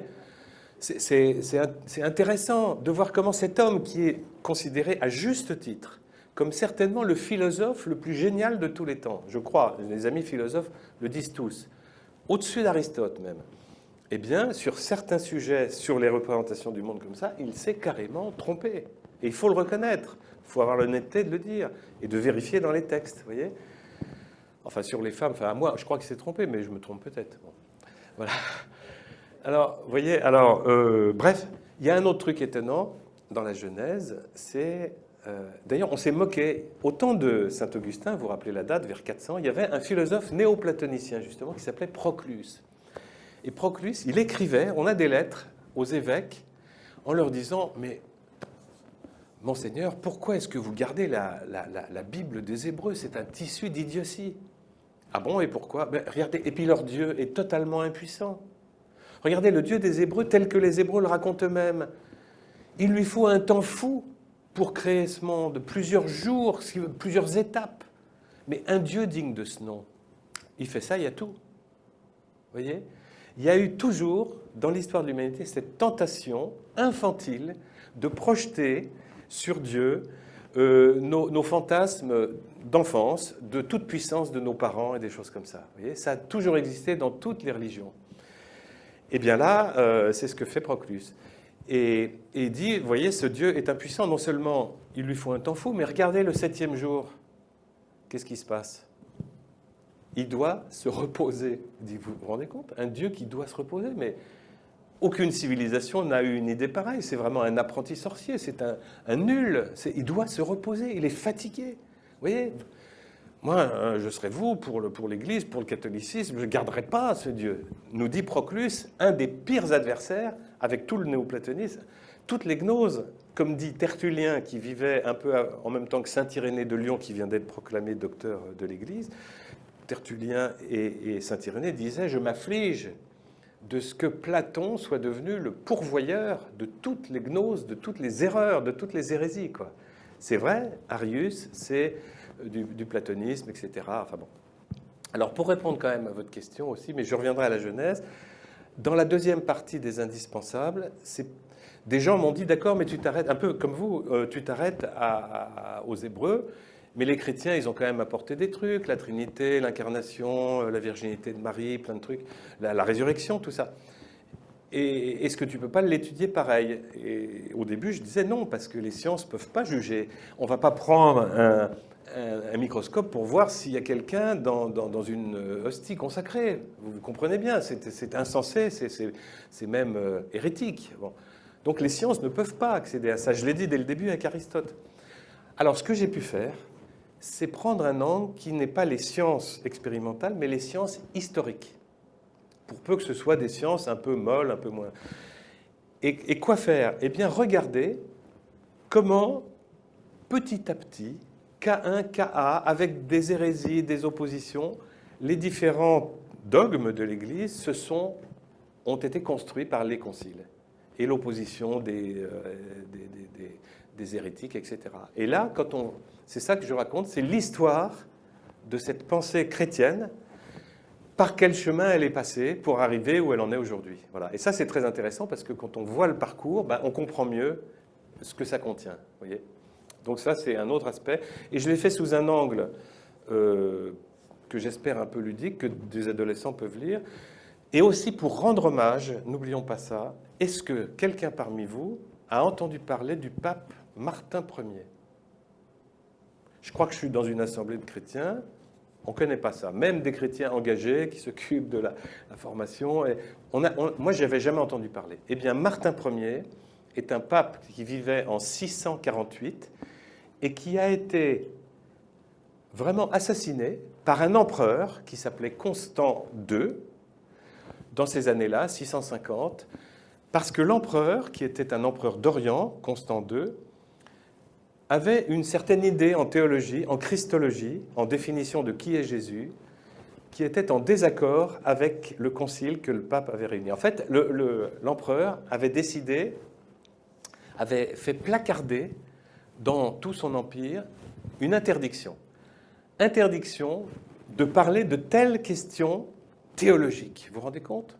Ça veut dire que ça occupait les gens, ils en parlaient. Vous entriez dans la boulangerie, et si vous n'étiez pas d'accord avec le boulanger, vous n'avez pas de pain. Enfin, vous voyez, j'exagère un peu, mais c'est ça. Et cette question des théologies, elle est tellement pointue qu'aujourd'hui, personne ne la connaît non plus, personne ne se la pose, et je vais vous la dire. C'est en Jésus-Christ, doit-on reconnaître une ou deux volontés, une ou deux opérations, agir, une ou deux libertés. Vous vous rendez compte de cette question ? Cette question que dont nous n'apprenons pas la réponse aujourd'hui, c'est à cause de cette question que le pape Martin Ier a été martyrisé par un empereur chrétien, mais schismatique, monophysite. Vous vous rendez compte ? Il a été torturé, et pas seulement lui, mais aussi quelqu'un qu'on connaît un peu mieux, mais Maxime le Confesseur. Alors là, vous connaissez peut-être un peu Maxime le Confesseur, qui était le théologien de ce concile de Latran en 649, qui a été capturé en même temps que le pape par les agents de l'empereur, emmené en déportation. Il est mort comme le pape en Crimée, Caucase, tout ça, parce qu'on lui a demandé, l'empereur lui a fait demander de modifier les résultats du concile pour penser comme l'empereur, alors que le concile avait une opinion différente de l'empereur, enfin pas une décision différente. Et comme il a refusé, on lui a dit, écoute, si tu refuses, on va te couper la main, comme ça, toi qui fais des livres, tu ne pourras plus en faire, tu ne pourras plus enseigner par les livres. Il a dit, ben ok, mais je ne peux pas changer le concile. On lui a coupé la main droite. Et on lui a dit, mais en fait, tu peux encore te servir de ta langue pour enseigner. Alors tu vois ce que ça veut dire ? Si tu continues de ne pas vouloir modifier, il a dit, moi je ne peux pas modifier le concile, c'est comme ça. Puis c'est la vérité de toute façon, parce qu'on s'est appuyé dans ce concile sur les résultats du concile précédent de Chalcédoine 451 avec le grand pape Léon, qui, dans sa vision de la Christologie, disait « Jésus, c'est le verus homo vero, unitus est Deo ». Autrement dit, le vrai Dieu uni, qui s'unit un vrai homme, ou l'homme véritable uni à Dieu véritable. Vous voyez, cette définition, plus personne ne la prononce aujourd'hui, mais c'est à cause de cette définition que le Concile a défini qu'en Jésus-Christ, bien sûr, il y a deux volontés, sans pour autant qu'il soit schizophrène, évidemment. Il y a deux volontés, la volonté divine et la volonté humaine, et elles sont en harmonie. Eh bien, l'empereur aurait préféré qu'il n'y ait qu'une volonté, parce que quand on est empereur, on est seul au pouvoir, on aime bien que ce soit pareil partout, qu'il n'y ait qu'un. Eh bien, le pape est mort et l'autre a été torturé, Maxime le Confesseur, à cause de ça. Et tout ça, ça a été à cause de faussaires. C'est pour ça que j'ai appelé un de mes bouquins « Les faussaires du Logos », parce qu'il y a eu un autre bonhomme très intéressant qui est avant tout ça, mais qui est la cause de tout ça, après le concile de Nicée 321, qui va définir homoousios, donc une seule consubstantielle, hein, le mot qui est revenu dans l'Église. Hein, consubstantiel, Jésus est consubstantiel au Père, et donc Jésus est Dieu d'après ce concile, etc. Et il y a un évêque qui s'appelle Apollinaire, joli nom de poète, hein, c'est son prénom, Apollinaire de Laodicée, c'est sa ville, en Asie mineure. Et Apollinaire, l'évêque Apollinaire, se pose une question, puisque Jésus est la deuxième personne de la Trinité, qui s'est fait homme, qui a pris chair de la Vierge Marie, comme on prend un peu un scaphandre pour aller dans un milieu qui n'est pas le nôtre. Pour aller dans l'eau, il faut un scaphandre, pour aller dans le ciel, il faut des ailes, etc. Et il dit, Jésus, finalement, c'est Dieu, hein, c'est la deuxième personne de la Trinité qui a pris chair. Mais alors, quand Jésus touchait quelqu'un, quand Jésus parlait, quand Jésus regardait quelqu'un, qui dirigeait le corps de Jésus? Est-ce que c'est une véritable âme humaine comme vous et moi, puisque c'est mon âme humaine qui me fait faire ça, qui dirige mes mains, mes gestes, vous voyez, ça, tout le monde est d'accord là-dessus. J'ai une âme humaine qui commande mon être, mon organisme. Mais Jésus, est-ce qu'il a une âme humaine comme nous, les hommes et les femmes, ou bien est-ce que c'est Dieu, la deuxième personne de la Trinité, qui remplit ce rôle? Bon, et lui, il pense, Apollinaire, qu'il n'y a pas besoin d'âme humaine, il n'y a pas la place. C'est Dieu qui remplit tout en Jésus, sauf la peau et les terres pour habiter parmi nous, puisque c'est Dieu qui nous visite. Bon. Et alors, il rassemble plein de disciples qui sont d'accord avec lui. Et alors un jour, les autres évêques, le pape, disent mais il faudrait étudier ça parce que c'est peut-être, est-ce qu'on les laisse partir le suivre comme ça ou est-ce que c'est une erreur? Et ils font plusieurs conciles locaux, etc. 5 conciles entre l'an 360 et 390, je crois. 5 conciles définissent que Apollinaire s'est trompé. Il est totalement hérétique parce que si Jésus n'a pas d'âme humaine, il n'est pas un homme réel. Et donc, c'est une apparence, c'est ce qu'on appelle le docétisme, etc. Ça serait une apparence. Donc, Jésus, c'est dans l'Écriture, a forcément une âme humaine. D'ailleurs, c'est comme ça que ses amis, les apôtres ou les disciples le reconnaissaient. C'est d'abord un être humain, bon, qui est plus qu'un être humain, mais qui est un être humain, donc qui a une âme humaine. Et cette âme a eu un commencement, comme toute âme humaine, parce que Origène définissait que les âmes préexistaient avec Dieu quelque part dans le ciel, comme chez Platon, puisque Origène était néoplatonicien, comme Plotin, avec qui il suivait des cours chez Ammonios Saccas, chez voilà, des types comme ça, platoniciens. Et Origène est un des pères qui a été à la fois platonicien et chrétien. Donc il a dit des choses formidables, absolument géniales, et en même temps, il y a des choses gnostiques, et que l'Église a refusé. L'Église a dit non, monsieur Origène, il n'y a pas d'âme humaine qui préexiste quelque part dans le ciel. Ce n'est pas possible. Les âmes sont créées à chaque fois. On n'est pas chez Platon. Bon, ça ne lui a pas plu, mais c'est comme ça.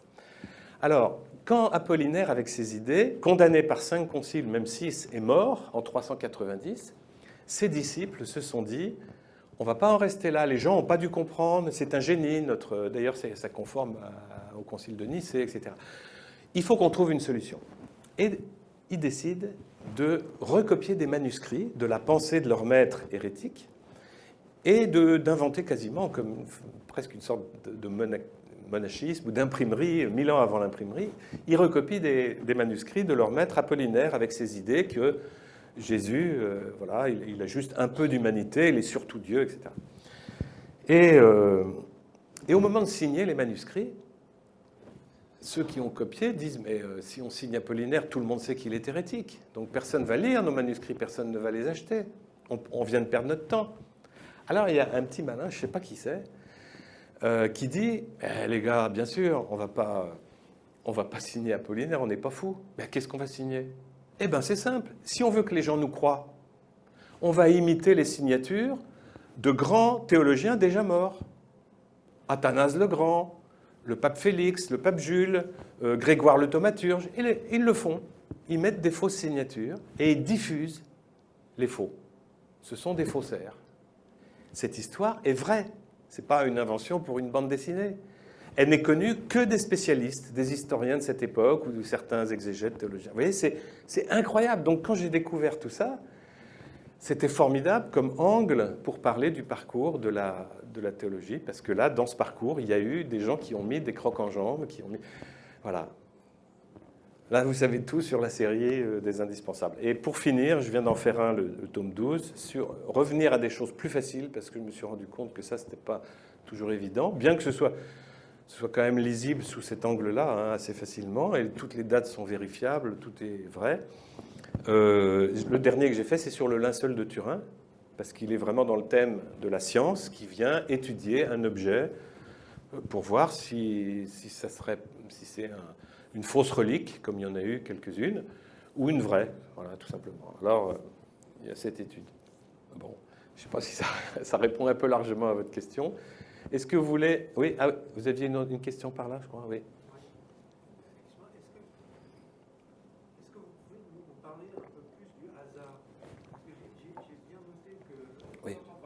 Je vais répéter la question alors. Oui, est-ce que vous pouvez nous parler un peu plus du hasard? Parce que j'ai bien noté votre constat, qui semble être un constat du fait que le matérialisme athée est périmé, mais il y a encore beaucoup de prophètes du matérialisme athée, notamment sous sa forme stoïcienne, qui font grand cas du hasard. Donc il y a des grands généticiens qui ont dit que la vie provenait du hasard et de la nécessité. Bien sûr, mais qu'est-ce que le hasard? Ouais. Qu'est-ce que alors justement, j'ai plusieurs livres qui en parlent. Il y a le tome 3 où c'est dans le titre, hein, le hasard n'écrit pas de message, où on parle justement, c'est une réponse à Jacques Monod, prix Nobel de médecine, hein, en 1955 je crois, qui a écrit Le hasard et la nécessité, et qui pense que le hasard est responsable de tout, mais c'est normal. Mais alors justement, quelle est la définition du hasard? Eh bien, le hasard, si vous regardez dans un dictionnaire, vous trouverez toujours quelque chose qui ressemble à ceci. Hasard, cause fictive des événements soumis aux seules lois des probabilités. Alors, ça veut dire quoi? Vous voyez, le hasard est une cause, éventuellement, mais elle est fictive. Quand on parle du hasard, c'est induit en erreur. Ça fait croire qu'il y a une sorte de divinité grecque ou païenne qui serait le hasard et qui dirigerait les choses. Donc on revient à une intelligence qui s'occuperait de tout ça. Vous voyez, le hasard, c'est quand on ne voit pas d'intelligence. Alors, je vous donne un exemple. Si je croise, par exemple, dans 15 jours, le père Guano, voilà, on va dire à Abu Dhabi, devant une pizzeria. On va dire tous les deux, oh, quel heureux hasard. Ça voudra dire quoi? Ça voudra dire, ni vous ni moi n'avons organisé cette rencontre. C'est une rencontre, ce sont deux trajectoires qui se croisent sans aucune intelligence, sans aucune intention, et on appelle ça hasard. Et si on est content, on dit chance, et si on n'est pas content, on dit malchance. Bon. Alors, vous voyez, ça c'est important de comprendre la définition du hasard. Le hasard, c'est le contraire d'une organisation intelligente, bienveillante ou malveillante. Vous voyez, c'est quand il n'y a pas apparemment d'organisation. Mais je vous ferai remarquer que dans le cas que je viens de citer, il pourrait y avoir une organisation cachée. Qui a une idée d'une organisation cachée dans un cas comme ça? Par exemple, un congrès au même endroit qui ferait qu'on s'intéresse tous les deux, et ainsi que d'autres personnes, d'aller à Abu Dhabi, et puis comme on cherchait un coin pour le repas. Donc vous voyez, ça limite déjà le hasard. Il y a déjà une sorte de cause intelligente. Mais on pourrait même faire mieux, on pourrait dire un anniversaire surprise. Parce qu'un anniversaire surprise, il faut cacher l'organisation, justement, par définition. Si quelqu'un fait la gaffe, c'est cuit, c'est plus une surprise. Le gars dit « je ne m'attendais pas du tout », mais en fait, il le savait, etc. Vous voyez? Donc, par définition, un anniversaire surprise, il faut cacher l'organisation. Il y a une organisation intelligente, très très intelligente, qui arrive à faire un nouveau email pour pas que celui qui est concerné le sache. Vous voyez, tout ça, on connaît tout ça. Bon. Eh bien, c'est un peu pareil sur la Terre ou dans l'univers. S'il y a un Dieu créateur, mettons celui des Hébreux et de Jésus-Christ, qui ne veut pas nous imposer sa présence, parce que sinon, ça serait une preuve trop lourde et on n'aurait pas le choix, on ne serait pas libre de l'aimer, eh bien, il va se cacher.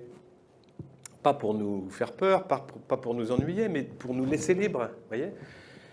Et il peut se cacher très, très facilement, et c'est tout simplement. Et on va dire, oh ben non, il n'y a pas d'organisateur, on n'en a pas vu. Gagarine, vous savez, Gagarine, Russie soviétique, est envoyé en Spoutnik faire un tour de la Terre, au ciel. Il revient du ciel, il dit... Je allais au ciel, je pas vu Dieu, donc Dieu pas existe. Bon, oui, c'est un peu rapide. Peut-être que Dieu se cache quand même quand on va dans le ciel. Enfin, vous voyez ce que je veux dire, c'est un faux syllogisme, ce truc. Donc, par contre, Aristote, alors là, autant toutes les civilisations, si vous faites l'enquête et que vous donnez des points, comme je disais à un moment, je saute les étapes, ils sont tous à peu près ex aequo parce qu'ils ont dit... tous autant de bêtises que de choses à peu près vraies, toutes les civilisations de l'Antiquité. Mais il y en a deux, comme on dit dans le cyclisme, qui sont en échappée, en tête. C'est les Hébreux qui sont le plus en tête, parce qu'ils ont la meilleure représentation du monde et la meilleure compréhension de tout ça. Mais derrière eux, il y a Aristote, meilleur que Platon là-dessus, parce qu'Aristote a compris le vivant de façon mais stupéfiante. Il a compris qu'un être vivant, plante, animal, homme, il ne connaissait pas les microbes à ce moment-là, ni les virus, ni les... Donc plante, animal, homme, c'est le fruit d'un message. Vous vous rendez compte? Le fruit d'un message. Et 2500 ans plus tard, presque 2300 ans, les scientifiques, les biologiques qui étudient tous les vivants disent il y a un message génétique qui explique pourquoi nous sommes comme ça. Dans chaque vivant, il y a un message génétique comme un livre dans chaque cellule de l'organisme qui donne toutes les indications pour construire l'organisme en question, l'être en question. Vous voyez ? Dans mon message génétique présent dans chacune de mes cellules, il y a marqué la couleur de mes yeux, la couleur de ma peau, la sorte de mes cheveux, la couleur de mes cheveux, bon, on va aller plus vite. Si je suis masculin ou féminin, le groupe sanguin, le rhésus, si j'appartiens au genre humain ou au kangourou. Vous voyez, tout ça est marqué dans mon message génétique, et c'est ce message génétique qui permet de me construire. Mais une rose a un message génétique qui dit comment construire une rose. Et le message génétique des êtres humains, il contient aussi, mon message génétique contient aussi des archives de mes ancêtres. Et bien sûr de mes parents, puisque mon message, ce n'est pas l'addition, mais c'est un nouveau message à partir du message de mon père et celui de ma mère. Ce n'est pas une addition, sinon tous les frères et sœurs seraient pareils. C'est un nouveau message. Voilà. Et ça contient aussi, comme j'appartiens par exemple au genre vertébré, et non pas mollusque, malgré certains profs qui assurent que certains élèves appartiennent au genre des mollusques, mais ce n'est pas vrai. C'est une image. Nous appartenons tous au genre vertébré. Eh bien, il y a dans les archives de mon ADN toutes les instructions pour construire un vertébré. Même les plus anciens vertébrés du précambrien, je ne sais pas quoi, enfin je m'y perds là, avec une colonne vertébrale, 2 membres supérieurs, 2 membres inférieurs, 5 doigts mis d'une certaine façon. Vous voyez, c'est dans mon message génétique. Autrement dit, nous voyons que le créateur bien-aimé que cherchait Augustin, il a fabriqué, il a toujours tout créé par étapes. C'est comme s'il aimait faire ça, ou c'est comme si c'était la seule façon d'arriver à ce qu'il a réussi à faire, c'était de faire des étapes. Voilà. Et une autre manière de savoir que nous avons toutes ces archives dans notre organisme, c'est que nous les avons pas seulement dans notre ADN, mais nous l'avons aussi dans la constitution de notre cerveau, qui est construit par étages, un peu comme ici. On voit plein d'étages, on rajoute des étages parce qu'il n'y a plus de place au sol.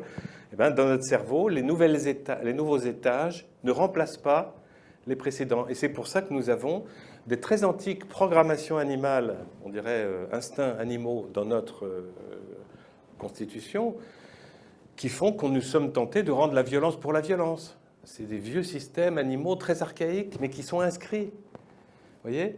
Nous sommes tentés de thésauriser exagérément, alors qu'un peu pourrait peut-être suffire et partager le reste. Nous sommes tentés, vous voyez, de plein de choses comme ça qui sont dans notre constitution. Non pas que ce soit mauvais. Dieu n'a pas mis ça dans les animaux pour les embêter, c'était des étapes nécessaires. Et tout le travail des prophètes et du Christ, c'est notamment, pas que ça, mais c'est de nous dire, vous pouvez dépasser tout ça. Ces programmations qui étaient bonnes pour les animaux sont toxiques pour les êtres humains. Les êtres humains ont la capacité, grâce à leur liberté, de faire les choses les pires du monde, torturer gratuitement, alors que vous verrez jamais un animal torturer gratuitement un autre animal de son espèce. Un loup ne torture pas un loup. Il ne torture même pas la brebis, d'ailleurs, il la mange, point. Vous voyez ? Alors que les hommes sont capables de ça, d'une intention de faire du mal, plutôt, pas d'un mal, mais de faire du mal, qui est gratuite. Mais en revanche, les êtres humains sont aussi les seuls vivants de cette planète à être capables de faire du bien, gratuitement. Les animaux ne s'occupent pas de leurs handicapés. Les animaux ne s'occupent pas de leurs vieillards. Les animaux, sauf exception, mais à ce moment-là, c'est dans leur programme. Vous voyez, c'est très important de comprendre ça. Nous sommes le fruit de tout ce travail de Dieu dans sa création, qu'il nous révèle à travers les prophètes et Jésus-Christ. Et c'est une merveille de voir que tout ça est compatible avec le réel que les outils scientifiques nous permettent de découvrir au fur et à mesure de la fabrication de ces lunettes dont parlait Augustin pour apprendre à lire. Vous voyez, on ne peut pas dire que les sciences soient au-dessus des philosophies ou des théologies ou des religions. Non, les sciences, elles sont comme des lunettes, et les lunettes, ça se met juste au-dessus du nez. Vous voyez, mais pas des philosophies et des religions. Bon, il y a peut-être d'autres questions. Sinon, je vous montre un petit dessin animation, si vous voulez, sur un aspect très important que je montre aux jeunes, parce qu'ils viennent de faire des études, ou ils sont en train de faire des études, où on découvre la question de la vie sur Terre. Eh bien, il y avait une fausse croyance qui a duré très très longtemps, jusqu'au milieu du 19e siècle. C'est ce qu'on appelait la génération spontanée. On croyait que la vie apparaissait comme elle voulait, spontanément, facilement. Et c'est pour ça que Darwin pensait que c'était facile, dans un petit étang, une matière A, une matière B se rencontraient, et pof, la vie commençait. Vous voyez, il l'a dit, il l'a écrit. Eh bien, il ne pouvait pas savoir, il y a 150 ans, qu'on allait découvrir l'ADN, qu'on allait découvrir la complexité incroyable du vivant. Et c'est comme si les premiers vivants apparus il y a un peu moins de 4 milliards d'années dans nos océans étaient, que je grossis des milliers de fois sous vos yeux, des petites cellules, eh bien ce sont déjà des ordinateurs. Ce sont déjà des ordinateurs, tellement c'est hyper organisé avec un métabolisme et des choses comme ça. Vous voyez. Donc croire que c'est le hasard qui a conduit à l'apparition de la vie, c'est croire que je suis les Beatles. Vous voyez, enfin, Charlemagne. Vous voyez, c'est de la folie. C'est de la. Enfin bon, on va pas se moquer des athées. C'est pas de leur faute. C'est un peu comme s'ils n'avaient pas dépassé le temps de Darwin. C'est un peu ça qu'on peut dire. Quand je dis folie, c'est à cause d'Aristote, parce que c'est Aristote qui avait une très bonne définition. Il disait, si on n'étudie pas le réel, on est dans la mania. Mania, c'est devenu le mot maniaque, maniaco, dépressif, tout ça. Mania, c'est une forme de folie, c'est le refus du réel. Voilà, c'est pour ça que j'ai employé ce mot. Il y a une sorte d'ignorance du réel aujourd'hui, dans ces courants qui ne tiennent plus la route. Alors, si on peut montrer, je crois que c'est la 6, la génération spontanée, on va voir comment, ce qu'on en disait. Voilà. Alors autrefois, on croyait à quelque chose d'assez étonnant qui s'appelait la génération spontanée. Peut-être un peu plus fort. Ouais, c'est normal, dit le marin. Les voyages étaient longs et on embarquait des sacs de provisions pour des mois entiers de traversée. Nous, les marins, on savait ce qu'il y avait dans les sacs. Surtout qu'on vérifiait parce que le cuistot, lui, il voulait de la bonne marchandise. On avait fait voir ce sac de farine. Parfait. Et le navire prenait le large. Et au bout de 3 mois, quand on ouvrait le sac de bonne farine, il n'y avait pas que de la farine dans le sac, mais des bestioles, plein de bestioles.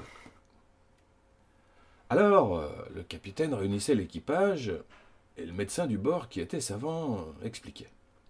Ces bestioles vivantes sont nées de la farine, from the farine, qui, elle, n'est pas vivante. Oui, parce que c'est un navire anglais à cause de la suprématie de l'Angleterre sur les mers du monde. Les bestioles vivantes sont nées from the farine, qui n'est pas vivante. Et les marins font « Oh !» Et tout le monde fait « Oh !» Puis, au retour, le médecin, qui était savant, expliquait aux autres savants « Messieurs, ladies and gentlemen, au cours de mes voyages, j'ai été témoin d'un cas flagrant de génération spontanée.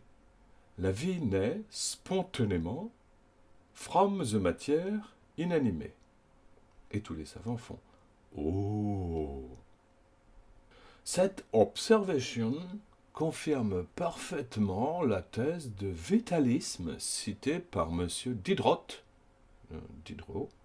dans son encyclopédie. Il dit la chose suivante. Il dit « La matière est animée d'une force vitale qui produit la vie. À un moment donné, la matière inerte peut devenir vivante, ce qui est d'ailleurs la seule explication rationnelle of the beginning of the life, commencement de la vie. Le médecin flamand von Helmont, il a fait une expérience. Il mélangeait des grains de blé avec une chemise souillée de sueur humaine. C'est authentique. Eh bien, messieurs, ladies and gentlemen, au bout de 28 jours exactement, savez-vous ce qu'il a vu apparaître? Do you know? Non, on ne sait pas, non, we don't know. Des souris, messieurs, ladies and gentlemen, des souris! Ce qui constitue la preuve irréfutable que la vie provient bel et bien de la matière. La matière contient de la vie. Ces faits certains confirment avec éloquence la philosophie du grand Spinoza et des antiques stoïciens qui s'appelle hylozoïsme, du grec hylé, matière, zoé, la vie. Donc, la matière est vivante. Messieurs, ladies and gentlemen, je vous remercie. Dites, docteur Niodam, si la matière est vivante, comme vous l'affirmez, alors, Des êtres vivants, comme ces souris, peuvent naître sans parents.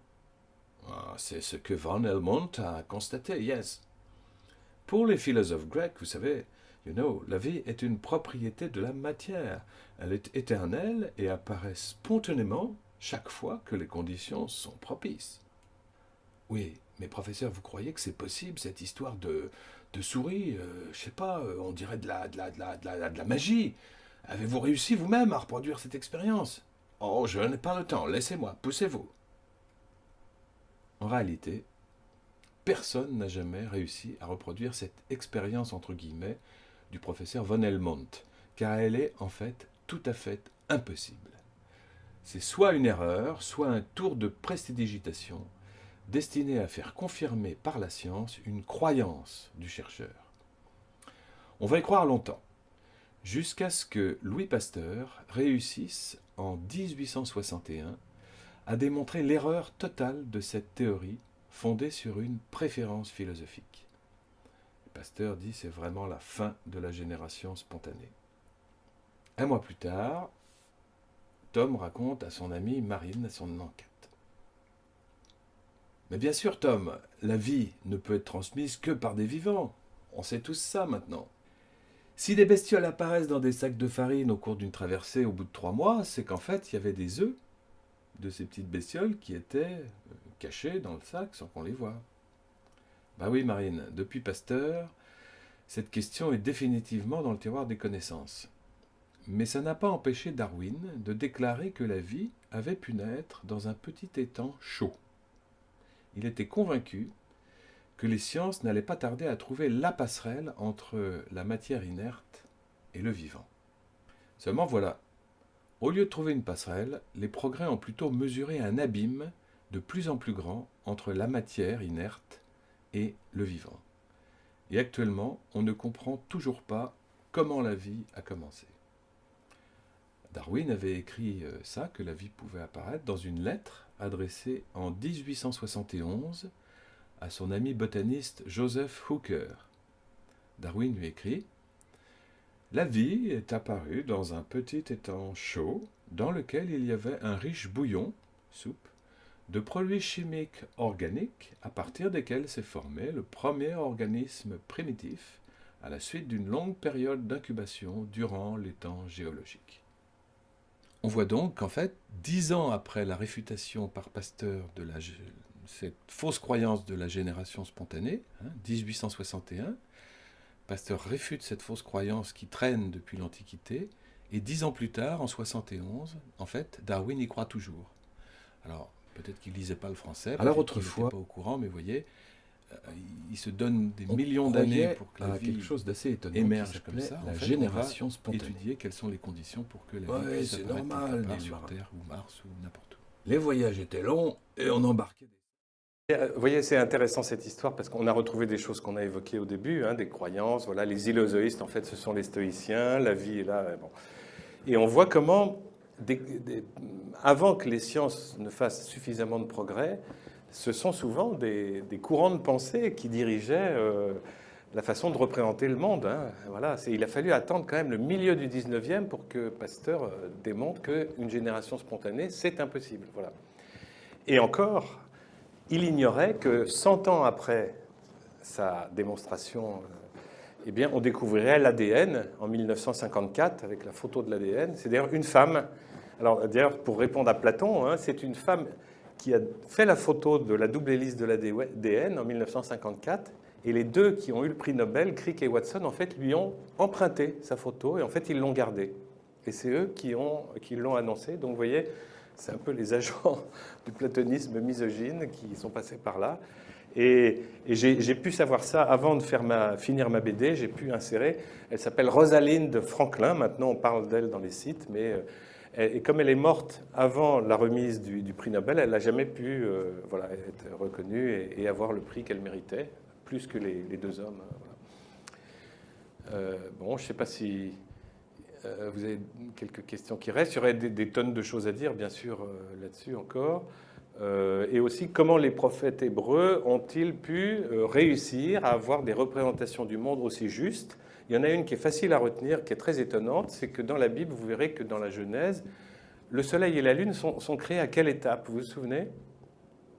Ce n'est pas dès le début, c'est à l'étape 4, le jour 4. Eh bien, notre ami Proclus, là dont on parlait, se moquait beaucoup d'eux parce qu'il dit, regardez ces pauvres Hébreux, ils ont écrit que le Soleil et la Lune sont créés à l'étape 4, alors que la lumière, c'est quelle étape? Ben, que la lumière soit et la lumière fût, c'est l'étape 1. Donc ces pauvres idiots d'Hébreux n'ont pas vu, d'après Proclus, qu'il ne peut pas y avoir de lumière tant qu'il n'y a pas de soleil. Alors donc ils avaient trop bu les Hébreux, là, les Juifs, hein, on les connaît. Hein, vous voyez, c'était ça le truc. Bon. Mais aujourd'hui, alors on s'est moqué beaucoup des Hébreux. Bon, moi je remercie nos évêques et nos papes d'avoir conservé le récit biblique, parce qu'aujourd'hui, on ne se moque plus du tout des Hébreux là-dessus. Si vous donnez ce récit de la création du monde à un astrophysicien, il va vous dire, qui a écrit ça? Ah, les Hébreux, Va-nu-Pied, tout ça, il y a combien de temps? 2500 ans à 50 ans près? Mais alors, qui leur a donné une information que nous, scientifiques, nous venons de découvrir seulement depuis quelques dizaines d'années? Ah bon? Et quelle information?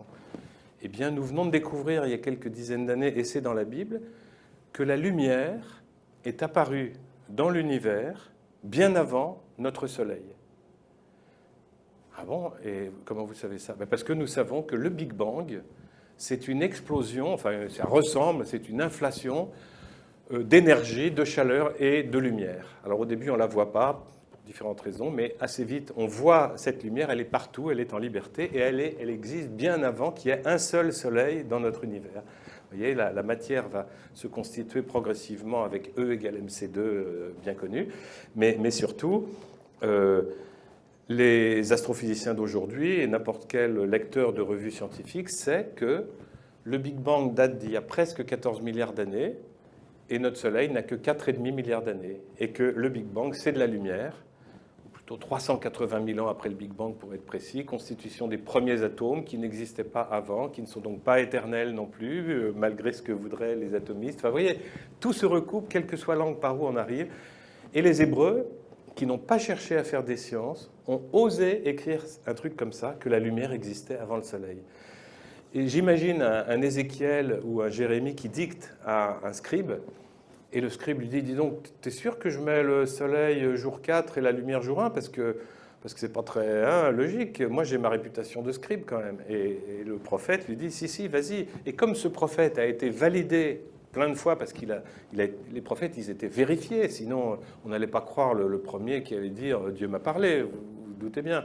Ils ont vu qu'il y avait des faux prophètes. C'est raconté dans Jérémie 28, très très bien. Vous pouvez le relire dans votre Bible. Hein, un conflit entre deux qui prétendent être prophètes, ils ne disent pas la même chose. Il va falloir vérifier lequel a déjà dit vrai auparavant, etc., et lui faire confiance. Et puis l'autre, c'est un menteur, quoi. Vous voyez? Donc, le Jérémie ou Ézéchiel qui a dicté ça 500 ans avant Jésus-Christ au retour de l'exil à Babylone, comme il est reconnu, on lui fait confiance. Et s'il écrit qu'il y a de la lumière dans l'univers avant le soleil, parce qu'il est reconnu, on lui fait confiance. Et on a bien fait, puisque c'est ça qu'on découvre maintenant, c'est qu'il y avait de la lumière avant le soleil. Vous voyez? Donc c'est étonnant, ça nous donne non pas des preuves, encore une fois, mais beaucoup d'indices, et encore, il y en a plein d'autres. Je vous ai épargné un truc que j'ai raconté aux jeunes tout à l'heure, qui est la découverte du second principe de la thermodynamique, le fait que tout s'use et meurt dans cette création. C'est comme ça, c'est programmé dès le début, dès le Big Bang. Vous voyez, enfin, bref, le fait que comme l'univers va finir par une mort thermique, d'après ce qu'avaient estimé certains chercheurs au XIXe siècle, et c'est confirmé maintenant. On ne parle plus du tout de Big Crunch, vous savez, d'un univers qui augmente puis qui sera ratatine. C'est devenu impossible, c'est terminé. Les scientifiques ont mis de côté cette idée-là, et ils sont à peu près tous d'accord sur une mort thermique de l'univers annoncée dans plus de 40 milliards d'années. Vous voyez, ça nous laisse le temps. Mais parce qu'il y aura une fin, eh bien, cet univers a eu un commencement, qui est confirmé par le Big Bang. Enfin, voilà, il y a des confirmations dans tous les sens. Je trouve ça dommage qu'on ne les connaisse pas. Moi, je ne les connaissais pas avant de faire cette enquête pour prendre au sérieux la question de ce jeune, le grand Nicolas. Et je trouve ça bien que les gens puissent réfléchir avec ce réel-là. Sinon, on construit des trucs qui ne tiennent pas bien sur le roc. Enfin, sais, c'est pas mal de parler de roc quand on est à Monaco. J'avais pas fait attention. Le rocher, voilà, c'est une belle parabole, quoi. Voilà. Voilà. Est-ce que une dernière question, peut-être, faut pas qu'on sorte trop tard. On s'est engagé au début. J'espère que vous n'avez pas trop donné mal à la tête. C'est forcément un peu pudding parce qu'il y a tellement de choses à dire en peu de temps, malgré tout. Donc voilà. Bon, ben, Bon, je vais me remettre dans la lumière, malgré mon humilité habituelle, pour remercier donc le créateur de ces albums BD et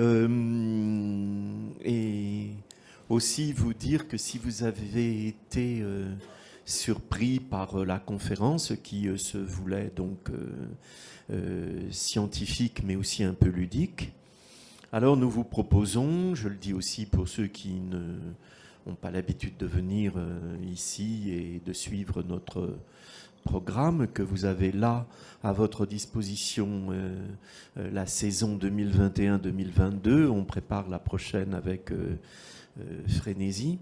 Et que dans cette saison, donc prochainement jeudi, nous aurons un débat avec deux philosophes qui ont écrit des livres sur l'un qui s'appelle Faire face et l'autre qui s'appelle Le mal à l'âme et qui va donc traiter, aidé par un journaliste qui fera l'intervieweur, de la qualité de vie à l'épreuve du Covid. Et puis, à la mi-février, alors nous aurons là un atelier sur 3 jours avec un prêtre dominicain qui est par ailleurs youtubeur et qui viendra nous parler donc de l'évangile et du cinéma. Donc il y aura 2 soirées, une soirée que l'on a appelée Sacré Cinéma et une autre qui est plus dirigée pour les jeunes, donc une soirée série et popcorn.